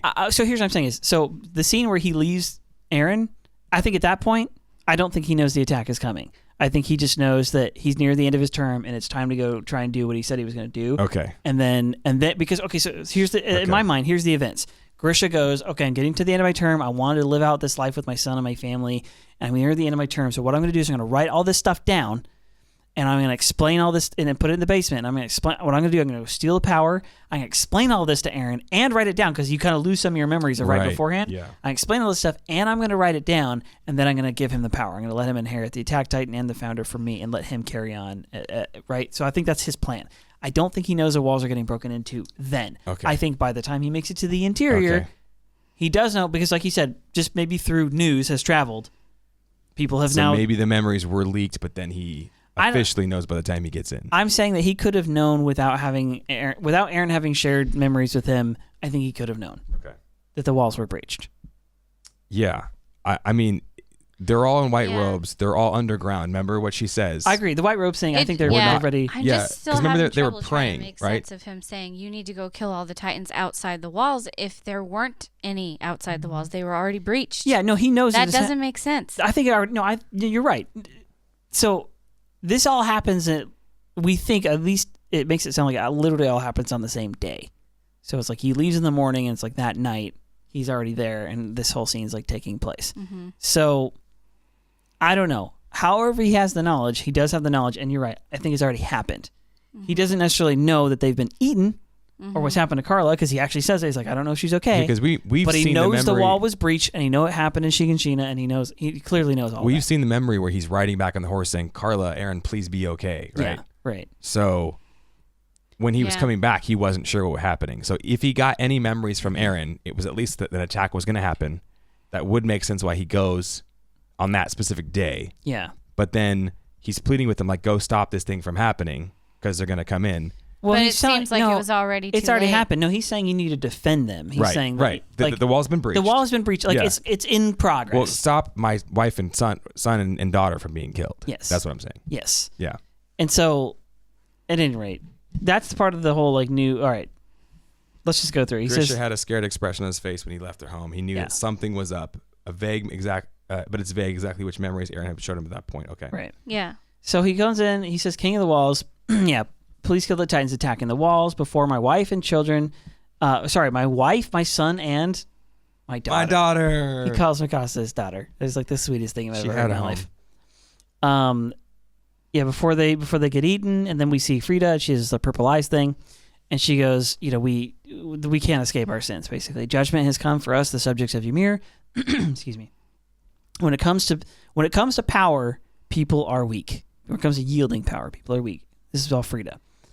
We must not allow the power of the Titans to fall into weak hands. If that happens, the world will become a hell again. Okay? So remember, she's under the influence of the founding Titan. She's royal. She has this vow renouncing war. And everything she's saying right now is that vow. This is important. Okay. She says, to save the world, we must accept our sins and welcome our ruin. Okay. That's the vow. You know who's talking right there? The founder. The founder. Yeah. She's royal. Eyes go purple. She has the Titan. She has inside of her this vow renouncing war. Because when Grisha's pleading with her, she looks concerned, like she wants to help. Mm-hmm. And then, boom, vow takes over. Okay. The very next line is Zeke saying, this girl and I are on the same page. Which leads me to believe that Zeke has not freed himself from the vow renouncing war. It does not seem possible. I just don't think it happened. Because it turns out he's trying to accomplish basically the exact same plan. Yeah, he even says, me and this girl are on the same page. Yeah, that's his line. He even acknowledges that, which to me also suggests he's been bound by the vow the whole time. Even if he thinks he's broken it, I don't think he has. What's his problem with Eren? He's like, oh, you're brainwashed. This is not the real you. You're just being influenced by Grisha. Himself. And then Zeke has the exact same conclusion as the founder of the walls. Yes. Who's been let's just all brainwashed. be eaten. Let's let the Eldian line end. Let's just kill it all. It's pretty interesting. Whether or not he's actually bound by the vow or he just is influenced by it, it seems like they came to the same conclusion. I just think that it's there. I just think that it's there. I just think it's in him because he's got the royal blood. Because he's got royal blood and it's just in their blood. Yeah. And so, yeah, I don't know. Okay, so the girl and I are on the same page. And then he goes, let's see. Yeah, this whole family gets slaughtered by Grisha. Zeke says to Eren, you told me you saw this memory and were disgusted with him. Was that a lie too? So now Zeke's the one having to unravel. Zeke is realizing someone's been lying to him forever, which is, again, ironic. Yes, it totally is. How does it feel? Fricker, you taste your own medicine, you little jerk. Look what you did, you little jerk. Okay, so he says, was that a lie too? And then it goes back to Grisha. Mm-hmm. He says, my house where the wall was broken into, my son and my daughter and my wife are there. The people of the walls don't know about the sins of their ancestors. You erased their memories. Weird. Yeah. Weird. Turns out these people are all innocent. They don't deserve to die. Now, the founder, the royal family thinks that that's what's good, but you see what I'm saying? Like, that's messed up. That's messed up. You're like, yes, all these innocent people should just die. He says, you think the ignorant being eaten by the Titans is atonement. Okay, thinking about this for a second. If you have kids, and I hope you guys have kids, but if you have kids... I want to have kids. Yeah, have kids one day. It's pretty awesome. It's amazing. You have kids, and your kid does something wrong. What's a bad parent do? A bad parent emotionally disciplines his child. Go to your room, I'm mad at you, or whatever. And the kid, if he doesn't understand why you're disciplining him, why you're punishing him, It's useless. Yeah. This is why when you get home and like your dog peed on the thing, you can't go hit your dog and be like, what were you thinking? Or you don't hit your dog anyways. But you can't like be mad at the dog because the dog cannot understand that an hour ago the thing he did was bad. He's not in the same thinking process. So you don't get mad at the dog, right? If it's been an hour, you don't get mad at your kid and not explain to him why you're frustrated. The best parenting is to be able to get on your son, your daughter's level and explain to them, this is the thing you did. This is why that thing is wrong. It's wrong because it hurt other people. It's wrong because it was self-centered. It's wrong, whatever it is. It's wrong for this reason. And when your child understands that and that this is the reason, the consequences of this action look like this, they'll begin to associate the bad morality with bad consequences. And that's how we train children in the way that they should go, right? And so here, the founder's ideology is you're never going to know why your life sucks, but you're going to suffer for it. Well, and that's atonement? Well, no, see, the atonement, I think it goes a little bit deeper even maybe than that. I don't know. But my thought is what she's thinking, like, so Frida and the Rice family here, like what they're thinking is we have to atone for, quote, the sins of our ancestors. That's the whole thing, right? And so she feels this guilt, maybe passed down generationally through the whole deal. But here's the thing is she didn't do any of the killing. The Rice family didn't do any of the killing of the Titan Wars. They didn't do any of that. They aren't actually guilty of those things. But they feel the guilt of their ancestors. And so their version of atoning for that guilt is sacrificing other people. Who have nothing to do with it. Imagine never I go... get justice that way. Imagine I go and kill... I go and kill somebody. I go and murder somebody in cold blood. We get in a fight, and I do it totally maliciously. It's like horrible, okay? And I really shouldn't have done it, but I did it. And I feel guilty about it, so on and so forth. And then I come to the conclusion that when the cops come to get me, so long as they shoot a couple of my neighbors in the process of trying to kill me as well, then I'll be atoned for my guilt of having done the murder in the first place. Yeah, your neighbor is completely innocent of any of the blood. There's not only is that illogical, not only does that make no logical sense, but like that's even worse. That's even grosser to think that there's some kind of like, not necessarily forgiveness, but justice is brought by murdering innocent people who had nothing to do with my crimes. But here's the thing: is that's not even the scenario here. Imagine it's not even me, but it's actually my grandpa went and killed somebody, and I feel bad about it. He killed somebody, and I think, okay, so long as when the cops come to bring justice, as long as they kill a couple of my neighbors and me in the process, then justice has been done. No, it hasn't. Like, that is not the case.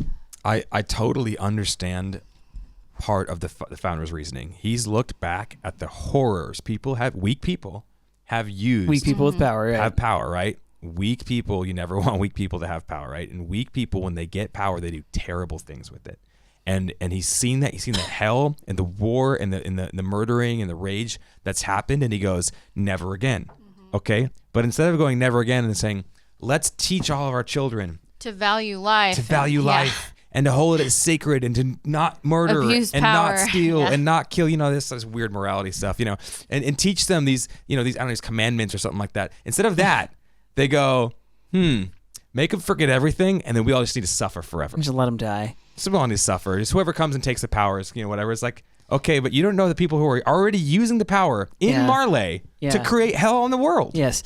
And you could have stopped it. There's no ownership there. That's the part that bugs me more than anything. It's like with Zeke as well. There's no ownership. There's no saying, okay, what I did was wrong or what my ancestors did was wrong, but it stops here, and what we're going to do is we're going to behave differently. We're going to repent, press delete, we're going to move on. Zeke can't do it with Grisha and being abused, by his father. He's like, he can't just, there's no point at which he goes, you know what I need to do? I need to let it go. I need to forgive him and say what he did was wrong, and I'm not going to be like him. Like that's the way forward. That's true repentance is especially, and in both these cases, it's not whether it's Frida or Zeke, it's not even what they did wrong. It's what somebody did wrong to them, right? Yeah. It's this kind of sin has been foisted on them. That's the way forward, is not to then take that and like I said, especially in this case, be like, well, atonement will be made when other people who had nothing to do with this are made to suffer on my behalf. Like it's not rational. Okay, so she responds, Frida does, and says, no matter how much we repent, it won't bring back the lives that were taken. All we can do is prevent more lives from being lost outside the walls. Okay. How does Eren feel about this, by the way? This is a good question. Eren's in the back. His face. He's fuming. He's fuming, but I'm saying sacrificing people. He killed people in Liberio, innocence. Oh, yes. That's what I'm saying. I don't know how he feels on that point. But this ideology that the founder has is so backwards and broken. You guys, the rumbling already happened. You think this moment like causes it or whatever somehow? You hear the sound of the rumbling. I think the rumbling happens. Hear it when his face is like scrunched up like that. You hear the sound of rumbling. Whoa! From that point all the way until you guys are blowing my mind. Zeke picks up the thing and drops it. You hear the sound of rumbling. And that. But what was that picture of Eren in the scout uniform and he's like angry? What was that picture? I don't know. We haven't gotten there yet. Okay, sorry. It's to the end. It's right before we go back into the coordinate realm. Break their bond with their foreheads. Yes. You see that? Yes. Okay, so she says, no matter how much we repent, it won't bring back the lives. Okay, she makes a good point.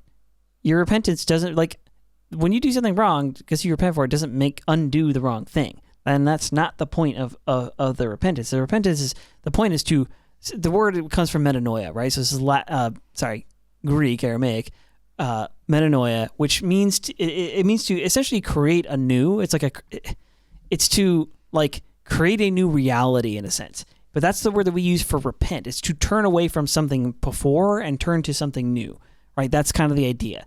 And so they're not doing that. They're just staying in the old rut and just dying for it.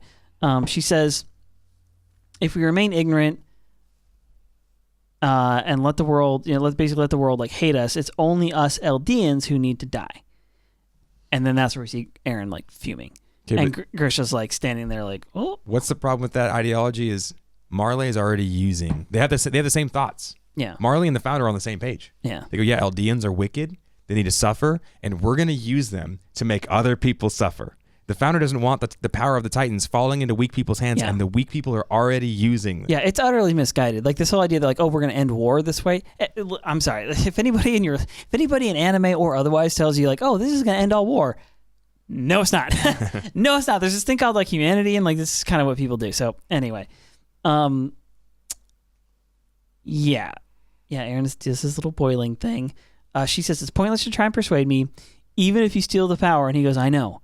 I can't steal, even if I steal the power, I can't use the power of the founder. And this is where he gives us the tidbit. He says each of the 9 have a special power, including the Attack Titan, which I have.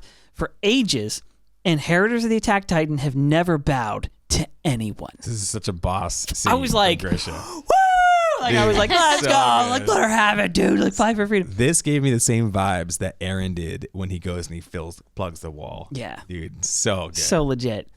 And he goes, I know the reason why. To fight the king's self-righteousness. Power needs a check. I would drop this mic, but it's on a stand. Tyrants need a check. You need somebody to hold. So there should never be a single king over everybody, because what if that king's wicked? You're all screwed, right? If he's righteous, hallelujah. But if he's wicked, you're all screwed. And so there needs to be a check and balance system to stop tyranny from taking over and for ruining everybody else's lives. There needs to be a check, and you know who the check is? It's the Attack Titan. Shingeki no Goijin. Let's go. Wow. Let's go. Shingeki no Goijin up in here doesn't bow to nobody. I tried. I'm very proud. Who's our Mako? If I said it right, or even close to right, please be proud of me. Yeah, we'll get to it. Okay. I know the reason why. Yes. Okay. So he drops this line. I'm really excited about this because, again, basically he makes it say the Attack Titan's purpose is to hold the kings, the founder, in check or accountable. He's has to fight for freedom. So I like that part. But then this next part, he says, he closes he bows his head a little bit and he goes, yes, we were led here by our memories, all for this moment. Is he talking about all 3 of them, Zeke, Eren, and himself, do you think? Or is he just talking about himself and Eren? But he's talking to Eren, Zeke, and himself. But we were led here by our memories. So maybe even I think he might be talking to everyone that's a shifter in that room at that moment. But specifically, so let me reemphasize, we were led here. Led by someone. We were led by the memories. The memories took us here. Okay, so all Attack Titans. So here's all right. Well, I'll get to my point in a second. All past Attack Titans have all been led to this one point, essentially, where they basically take the power from the founder who's been misusing it, and they're going to repurpose it. Yeah, I guess. I don't know. Something along those lines. I'm in, bro. I'm in. We were led here by our memories, all for this moment. The attack titan can glimpse into the memories of future inheritors. And Zeke goes, he's able to know the future? What does this mean, Eren? Mm-hmm. This is where he starts to... I feel like he doesn't quake. He doesn't really break until right now. Here. He's like, goes, wait a second. Wait a second. He knows my every move because he can see the future. And then Frida goes, well, I never heard about that. A lot you don't know. I have been saying this since season 3. I've been saying this the whole freaking time. For like 2 years now, I've been going, wait, who is Eren Kruger? Where did the attack titan come from? Who's been passing it down to who? Mm-hmm. Because clearly there's this like mysterious... It's been different than the other titans. They usually seem to stay either in a family or in the military, and the military is very particular about who gets to have it, and if they can keep it in a family, they seem to want to do that because it seems like it's stronger that way. But the attack titan seems to be different. The origins of the attack titan in particular. It almost seems like the attack titan chooses its own successor. Zeke in this moment, I'm in danger. Yeah, seriously. Okay, so yeah, we get to this whole next part. Grisha says to Frida, listen, I knew you weren't aware of this. Seeing how you're bound by the vow renouncing war, you can't fully use the power of the founding titan either.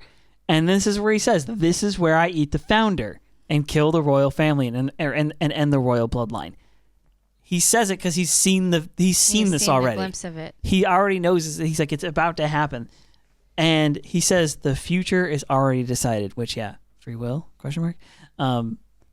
And that's where he raises a knife, and the family runs off, and he goes to like stab and do the thing. Yeah, the scalpel. She goes to bite her hand. And she goes about her hand, and he can't do it. So he drops the knife. She takes her hand away from her mouth, and he goes, I can't. This is where the whole scene shifts. It's like, wait, we thought we knew how everything went. I can't kill the children. Grisha coming through with the main theme here. Yeah, he's like, I'm a doctor. I save lives. I can't kill children. This is even before the Hippocratic Oath. You know? Mm-hmm. Hey, Zeke, how y'all feel about your dad now?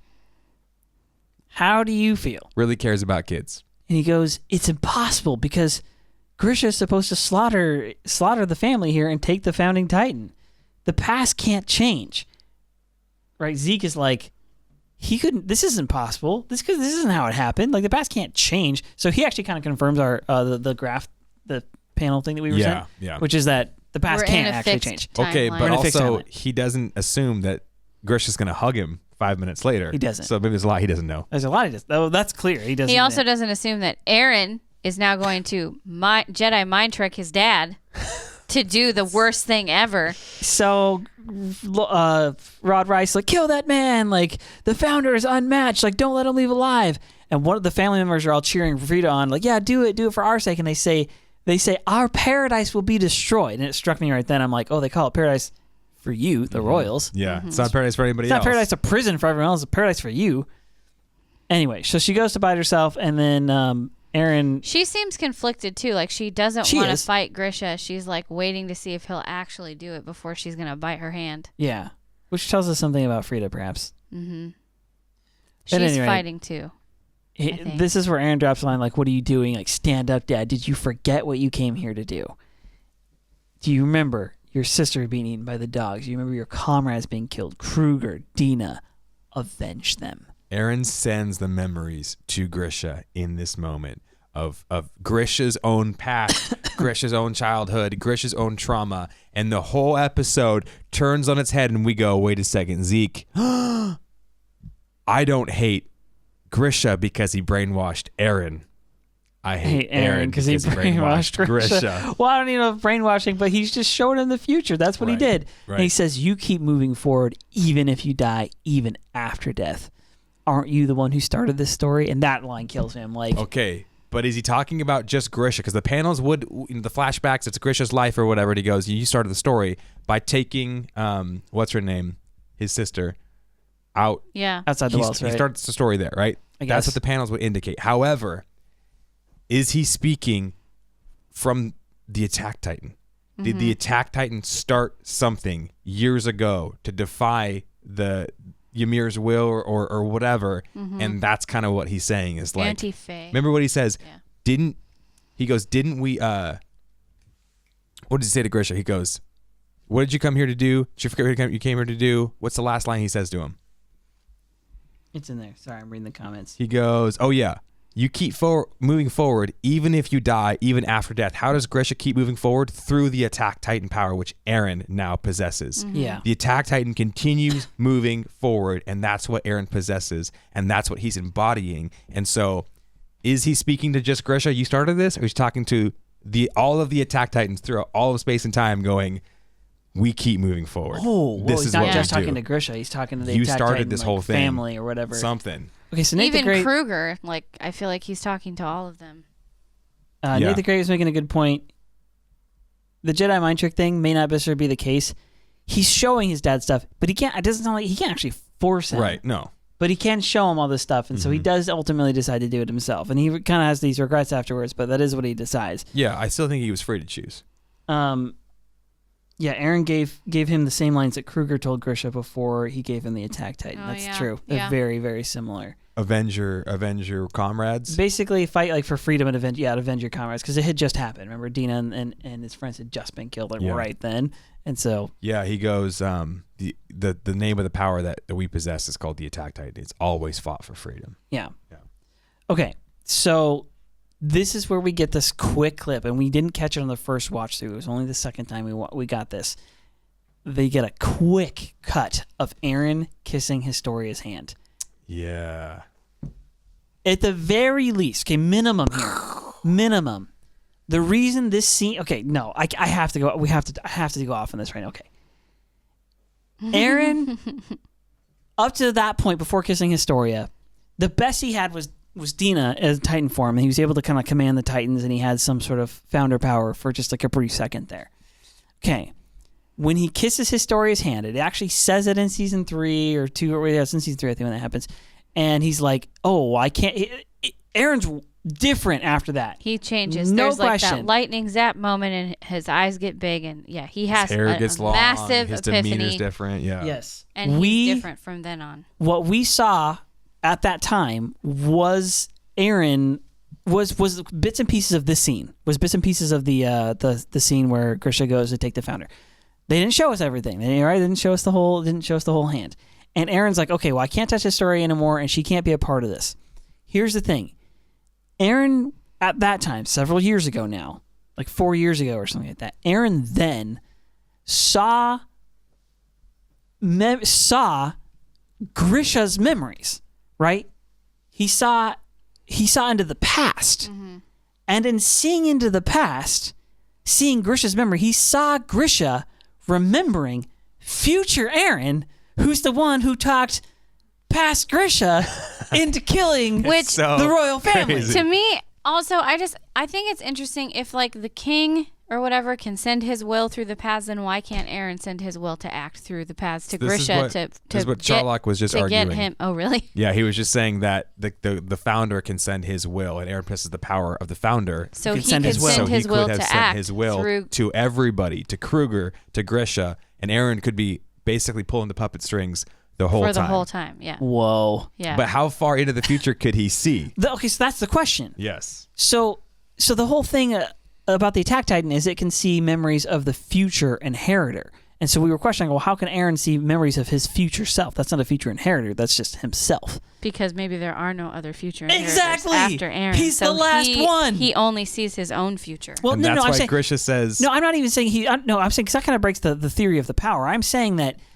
I think he is the last inheritor, but what I'm saying is that the reason he's able to see his own future is because he's not seeing his own future. He's seeing Grisha's past, where future Eren communicates with past Grisha. Like, it's the most mind-blowing thing. He has access to the paths. He is the coordinate where all the paths connect. And because he's the only one who's ever possessed the founding Titan power and all the pieces, he can go through the path and he can send his will to all the Attack Titans to orchestrate everything. Okay, wait, one more breakthrough weird thing. Grisha just said the point of the Attack Titan is to deny the king its like self-righteousness. Yeah. Eren, for this entire time, has possessed the Attack Titan and the founder. Yeah. So the self-righteousness of the founder It's is defeated, is checked so long as it's in him. So hypothetically, whatever Eren does next should be the most balanced, proper thing. Hopefully. Hopefully. Something tells me it will not be. Yeah. The emotional scene. They get outside the temple. Hang on. Oh, yeah. Charlock says to Eren says to Flock right before kissing Astoria's hand, no one knows the future. No one knows what the future has in store. And then he kisses her hand. And then he knows the future. Yes. Oh my gosh, dude. Very interesting. Okay, so we gotta finish this up. We're almost there. Okay, so they go outside the temple. There's a bloody bodies. Everybody's dead. Zeke's all shook, and he's like, "What the frick?" And then Grisha, now we get to watch Grisha have a mental breakdown and start screaming into the sky. The voice actor for Grisha is so good. Oh my gosh, amazing! Actually, it pulled my heartstrings hardcore the whole time from this point on. Yeah, Allison, same. this is exactly what we said. But also, it was Eren. It was Eren the whole time. Eren. Just kidding. Okay, but the way that Grisha is screaming at Eren and saying, "Are you happy now? I did what you wanted." That to me again suggests that Eren's will went through Grisha, and Grisha didn't actually want to do what happened. He didn't want to, but did he still choose to, or was he forced to? I still think he was. I don't know. He chose to ultimately. I don't know if he chose to or not. Special powers. Every Titan has special powers. Mm-hmm. Okay, remember when at the beginning of season 4, they take us through and they're like, it's Marley. And Marley's like, oh, the armored Titan's good for armor. And like the Beast Titan can throw stuff. And like they're telling us the kind of like wartime like power. Yeah, the Female Titan's versatile. Female Titan's versatile. The Cart Titan can like handle stuff. I'm like, okay, that's true. That's true.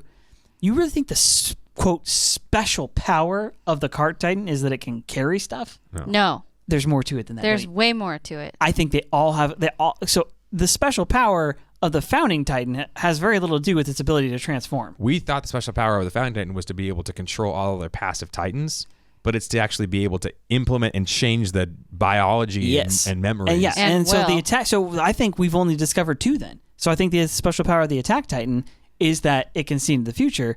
I'm saying, well, maybe with the Beast Titan as well. It's this idea of seeing so far back into the past. Or that's at least so long, possible. At least so long as Zeke has it, he can do the shout thing. He could transform. So maybe we know 3. But my point is that there may be a whole couple, like several more layers to quote the special power of, say, the Jaw Titan, or any of them, because I think their special power is not just limited to while they're as a Titan. That could be like while they're as a human too. The Jaw Titan's special power is to take L's. again and again. Yeah, we haven't really seen much from the Jaw Titan other than it has this really crazy jaw that can crush anything, but there's got to be other things there's more it can to do. it. And he's got the crazy claw climbing ability.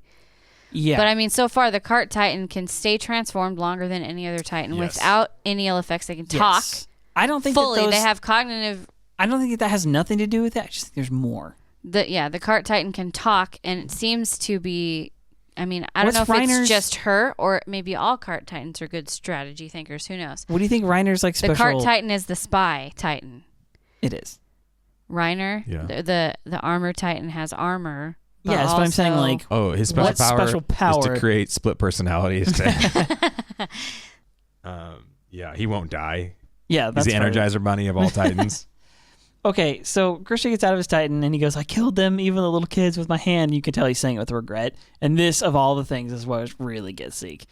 Eren, I killed the Rice family, all but the father. Are you happy now? Is this what you wanted? And then he drops the line, will Eldia really be saved because of this? Good question. Good question, Eren. If Eren has seen more of the future than we've seen here, it's at least possible that dude really is working on some 3D chess plan. Eren is Doctor Strange, and he can see.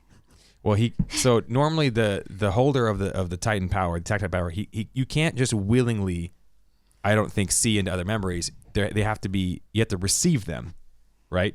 So you receive memories, but Eren, because he has the founding Titan power, has the ability to beam them to people, right? So this is why Eren is more special. He's special. He's born into this world, and he's different than anybody else because he has these powers. Oh, I got to save this for prediction section. We're almost there, but I got a prediction that I think I'm going to save. Okay, so Grisha continues screaming. This is the way. Really sad. he cries, Eren, will you show me anything else? Why won't you show me? Why won't you show me everything? Why won't you show me everything? And is Carla safe? this is how we know that, like, normally we're like, oh, it's his dad. His dad's instructing Eren. No, Eren's been instructing his dad, right? Yeah. Is Carla safe? Yeah. He's crying out, and then he goes, you're not there. Zeke, you're there, aren't you? Dang, dude. So Eren must be standing around because he can't see knows Eren's Zeke. there. That's why he's screaming out to him, and then he goes, Zeke, you're there, aren't you? Mm-hmm. Oh, okay. So this is the thing we were also discussing about this earlier. Is that maybe I already said this in this episode? I can't remember, but like Grisha has the ability to essentially alter the future in some way, at least, because he can communicate with Eren in the future, and he knows that he can, which is why he says his name out loud, and he knows he can communicate with Eren in the future. Yeah. Yeah. Good point. So bizarre. And then he was like, it seems like initially when he sees Zeke, he doesn't think it's him, but now at this point in time, he knows that it's Zeke. Eren's eyes, which and is he's behind like, Zeke, him. that's you. You're there, aren't you? How does he hug him, though? And then That's a good question. he just starts breaking down and repenting of all his sins. And he goes, tells him, it's not going to go the way you want. Eren's the only one who gets what he wants. well, he says to him, he says, is that you too? He says, how you've grown. He's like a father. And he's like, I'm sorry. I was a terrible father. The things I put you through were so cruel. Zeke, I love you. And here's the thing is, you look at him, and he's just weeping. Is he gonna? Yeah, uncontrollably, just unreservedly weeping on Zeke's shoulder. And the whole time, I'm like, is he gonna break him? Is he gonna do it? Is he gonna break Zeke? And then Zeke's eyes go up, and the tears come. And he's like, and he calls him father. He calls Grisha father for the first time. So you gotta wonder. That's like too much for Grisha to bear, and he's like, Eren, please stop. So the first episode, the walls in Shigashina came down. In this episode, the walls of Zeke's heart came down. Do you think? Okay, we have to speculate here. Do you think Zeke is persuaded? Yeah, maybe we'll just do it. Hey, listen, if you don't want to do the spoiler section, no, we're not done. We're not done. We're close. This is basically it. It's not the spoiler section yet. We have to finish the episode. Okay, so he says, stop. Grisha asked Eren I said that. to stop. But he says to Zeke, I saw Eren's memories. All the things that you wanted to happen are not going to happen. Eren gets his way from here on out. But I didn't think it would be like that in terms of he saw the future memories from Eren. Mm-hmm. And he saw something terrifying. Now, we speculated, is the terrifying thing he saw Eren killing everybody in Liberio? Is the terrifying thing he saw the carnage of Shigashina?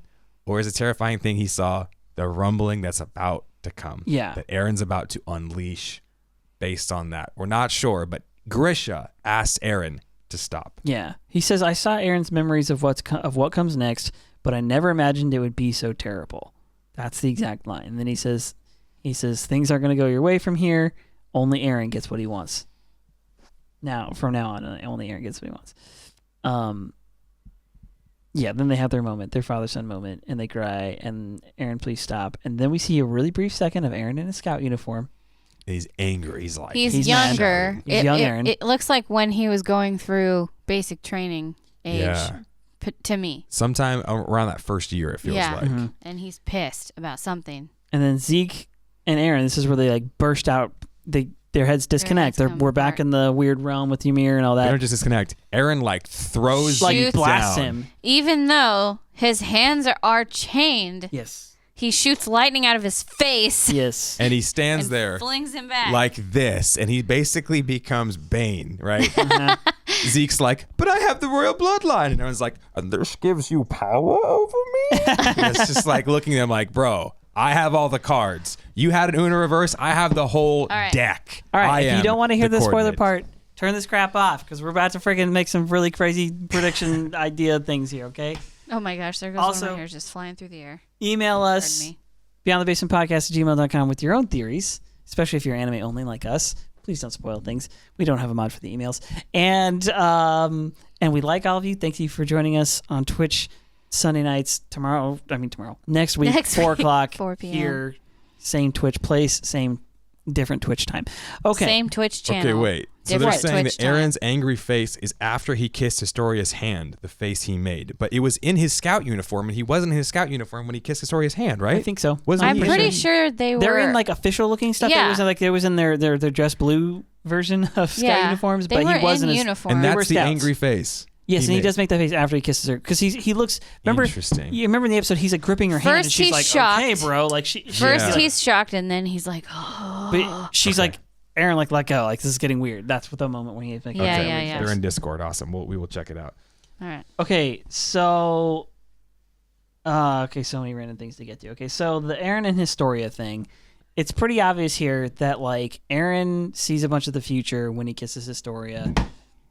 And it's also pretty obvious to me that Isayama is purposely hiding his hand here. We know Historia has a baby. I can't figure it out. I don't have any clue. I just know that it's coming. The Historia and Eren connection thing. There's a reason that Eren was like, we have to leave her out of this entirely. We haven't seen hide nor hair of her this whole season. Yeah. It's not Eren acting arbitrarily either. Eren is acting because he's seen. He has information. He knows the future, and he knows he did something, and he's going to go along with what he's seen. So the question is, how much more of the future has Eren seen for himself specifically? Okay, so there's two things going on here. Number one, if there is a future inheritor that's not Eren, then he could have glimpses of that. Correct. And maybe that's where he's getting some of his information from the future. And perhaps because he has the founder, he has a greater connection to that future inheritor or has more access to that future inheritor than he otherwise would have. Whoever inherits, if anyone that does inherit, I don't think they will, but if they do inherit, they'll inherit the founder, the attack, and the Warhammer. So they'll have the same power that Eren had. Correct. Now, if they're royal, say Historia's baby, this could unlock a whole thing. Maybe he does break the vow somehow. I'm saying it's like there's definitely a storyline there. I just can't pinpoint what it is yet. I know we're going there though, almost for sure. Okay, this is what I wanted to say earlier. Did I want to say for this? Okay, we've noticed this a couple of times now. Eren has had a chance to steal the Armor Titan and the Jaw Titan both, probably. Yeah, there's at least a strong chance that he could have and didn't. He could have taken those powers, but he chose not to.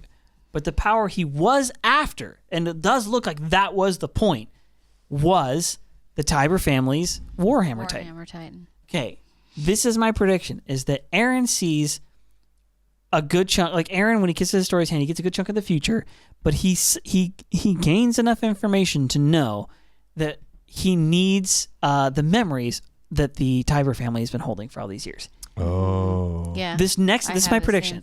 This next episode from you in 2,000 years, I think is related to the fact that I think we're going to go back into Tiber memories. I think we're going all the way back, Tiber family, like way back into history. Okay, but why not go through all the Attack Titans memories? Aside from the Rice family, they're the only other family that's had the same power in their family from probably the beginning. Oh, yes. So you think that has to be the same family? And they never were affected by the vow, and they didn't have their memories wiped. Yes. So and they know have the stuff. most complete knowledge of Titan history of any family. The Titan history, the wars, all of that stuff. The actual history, not the propaganda, not the stuff that's been twisted by Marley or anyone else. And my guess is that those memories are going to be what explain what Eren wants to do. Whatever it is Eren's about to do, he's going to do it on the basis of the fact that, hey, this is what actually happened, and this is what I need to do to make it right.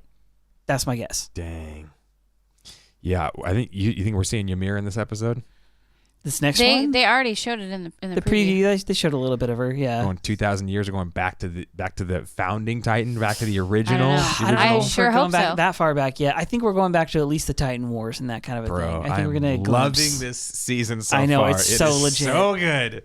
The payoff is incredible. All the things we're finding out. All the things. The payoff is incredible. Okay, we had some good revelations when we were talking downstairs. We had to decompress in between.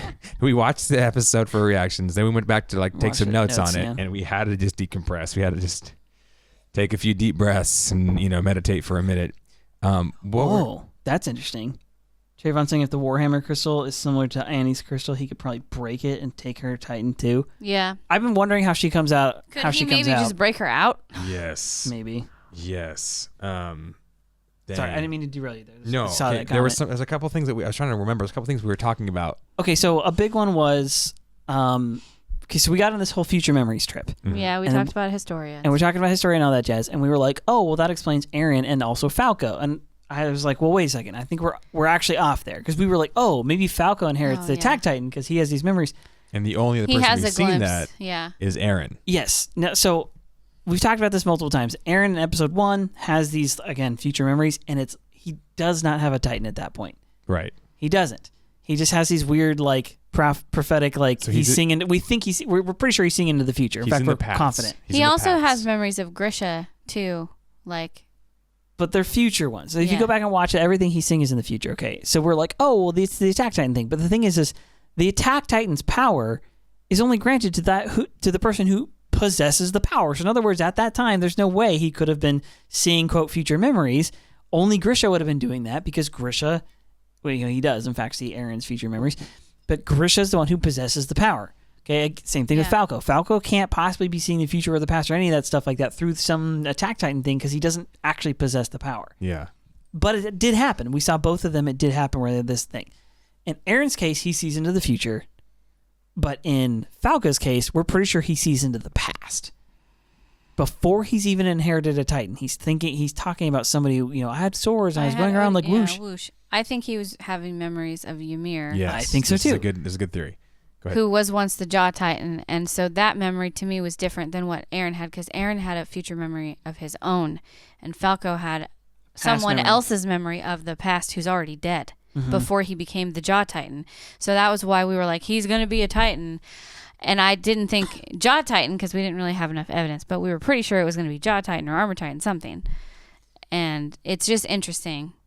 So the question is this Titan memory thing before you receive the Titan, is that, because we kind of said like the Attack Titan must know the future inheritors, like it has this like ability to go into the past, like see some of the future stuff, future memories, and like, or at least a glimpse into it. And Eren had Titan memory stuff or something like that before he received his Titan. Does that happen every time? Is there something to that? Is there other instances of this? Like, is there, basically what I'm saying is there always a connection? Like, is there a destiny? Because we've been talking about this for a while. Like, it's never happened where, so far as we know, where somebody lived out their term and died and then it just like passed on to someone else. But even if that's the case, the quote passing on to someone else seems, how could that be random? Yeah. It seems like the power of each of the 9 Titans is trying to work itself out through its different inheritors. It chooses people who would be lent to releasing its power. I guess. Yeah. It's just interesting to me. I just feel like there's a bit of like destiny and like weaving and stuff. What? Is it predetermined? Remember episode 1, when Eren's sleeping, has the dreams of the vague future memories. That was on the same day that Grisha leaves and the walls fell. Right. What if that was the exact moment the future Eren sends Grisha glimpses of horrific events of the future, and that's why Eren sees it? That's why Eren has dreams or whatever. Whoa. So there's this interplay between they're going back and forth. Well, remember. So young Eren, when he's being hugged by Grisha, looks up and he looks different. Like he sees Zeke and Eren in the room. And Eren's sending Grisha memories. Mm-hmm. Maybe not that exact moment, but yes. Interesting. That's crazy. Brilliant. Okay. Go ahead. Ymir. What's just spitballing? What's her story? What does she touch? I think it's going to be horribly tragic. Yes, I think 100%. I think she's going to be similar to Historia in a way. I think she's going to be mistreated and maybe a slave of some kind. And slave of the founders, maybe like cast aside somehow, and she gets into some situation that has nothing to do, like she didn't seek it out, it just happens to her. Do the royals and I think the royals use her for their own whatever they want. Like I think they just kind of like Reiner has been used his whole life. I think they just see her as a peasant and then she gets something they want, and so they use her, and maybe they do eat her. I don't know. Can you go back and rewatch the episodes where they sort of explain the deal? But I sense tragedy. The fact that she acts like a slave, the fact that Zeke says she's a slave to the royal family and she has to do whatever they want makes me think she probably always was. Yeah. Interesting. Okay, so she makes a deal with the devil. Why does she make a deal with the devil?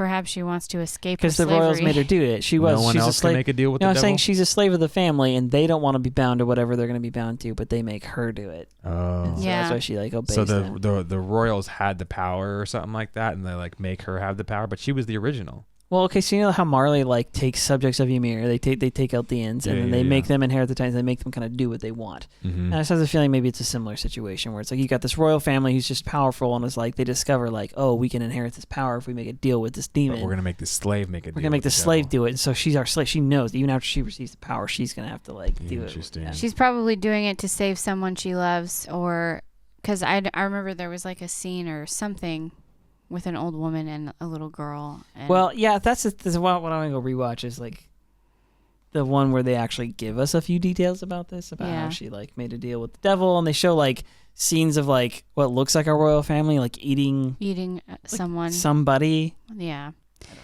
I don't know either. It's going to be interesting. She touches something in the water. We know that much. Yeah, she touches something. So you don't think it's an alien? Is you she don't drowning? Think it's magic. You think it's the devil? I don't know. Yeah.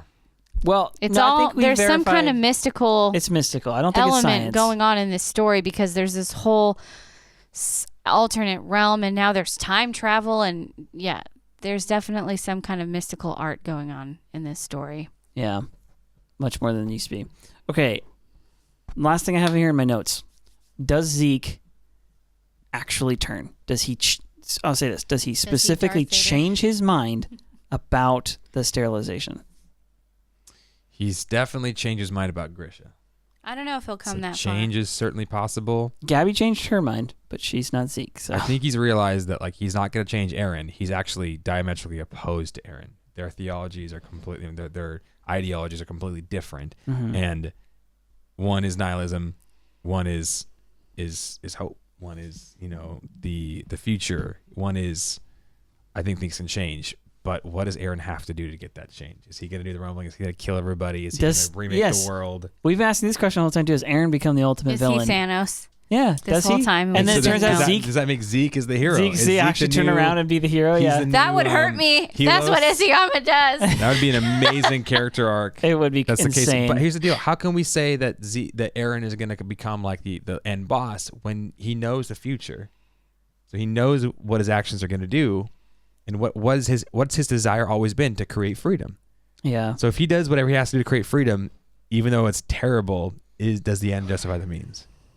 It's a good question. I don't know. Because is Eren under the same mistaken thought that the others are, which is like, oh well, if I can put an end to X, then there will be no more war on Earth. Like I have this feeling that that's not.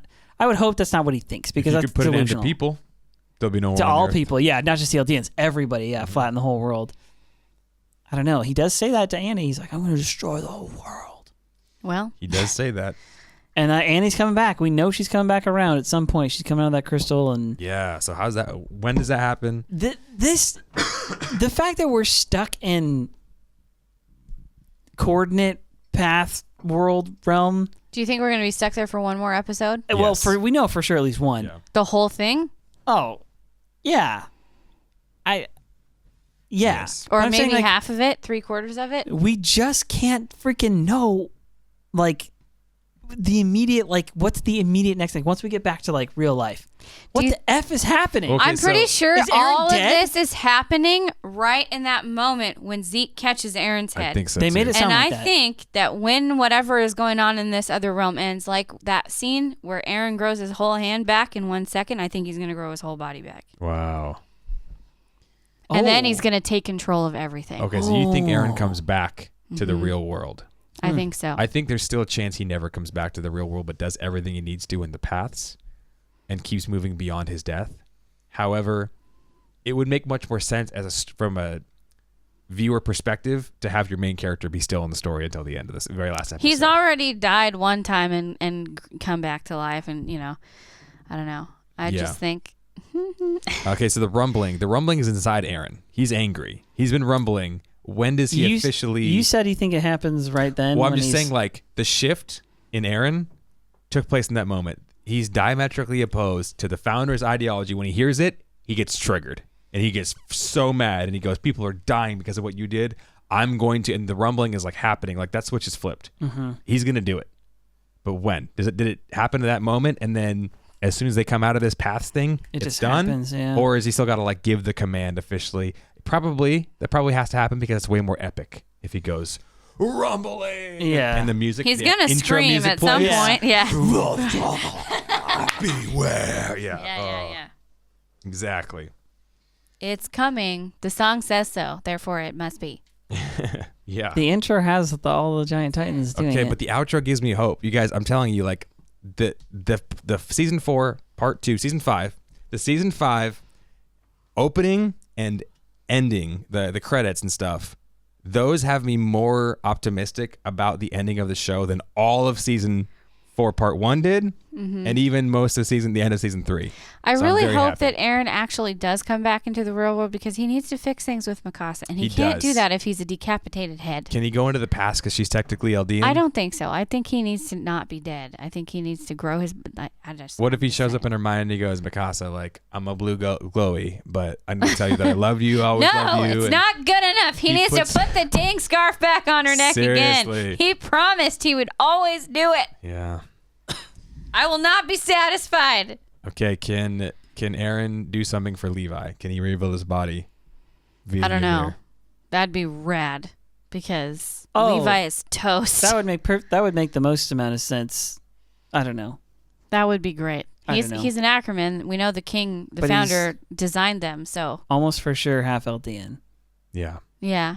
So fingers crossed. All right, folks. All right, guys. That's that. I think that's all we got. We appreciate hanging with us. Raise your glasses. We hoist our mugs to the sky. And we say cheers. In honor of you. We'll see you next week. Cheers. Hey guys, thanks again for watching and listening to our show, Beyond the Basement Podcast. If y'all are enjoying it, go ahead and leave us a 5-star review on iTunes or wherever else you listen to our show. Check out the description below for links to our awesome Attack on Titan merchandise. And join us live on Sunday nights on Facebook for all of Season 4. And some of our best content is on YouTube, including me, so go ahead and check that out. And lastly, if you guys have any questions or just want to chat with us, please email us at beyondthebasementpodcast@gmail.com. Thanks again, and we'll see you guys in the next video.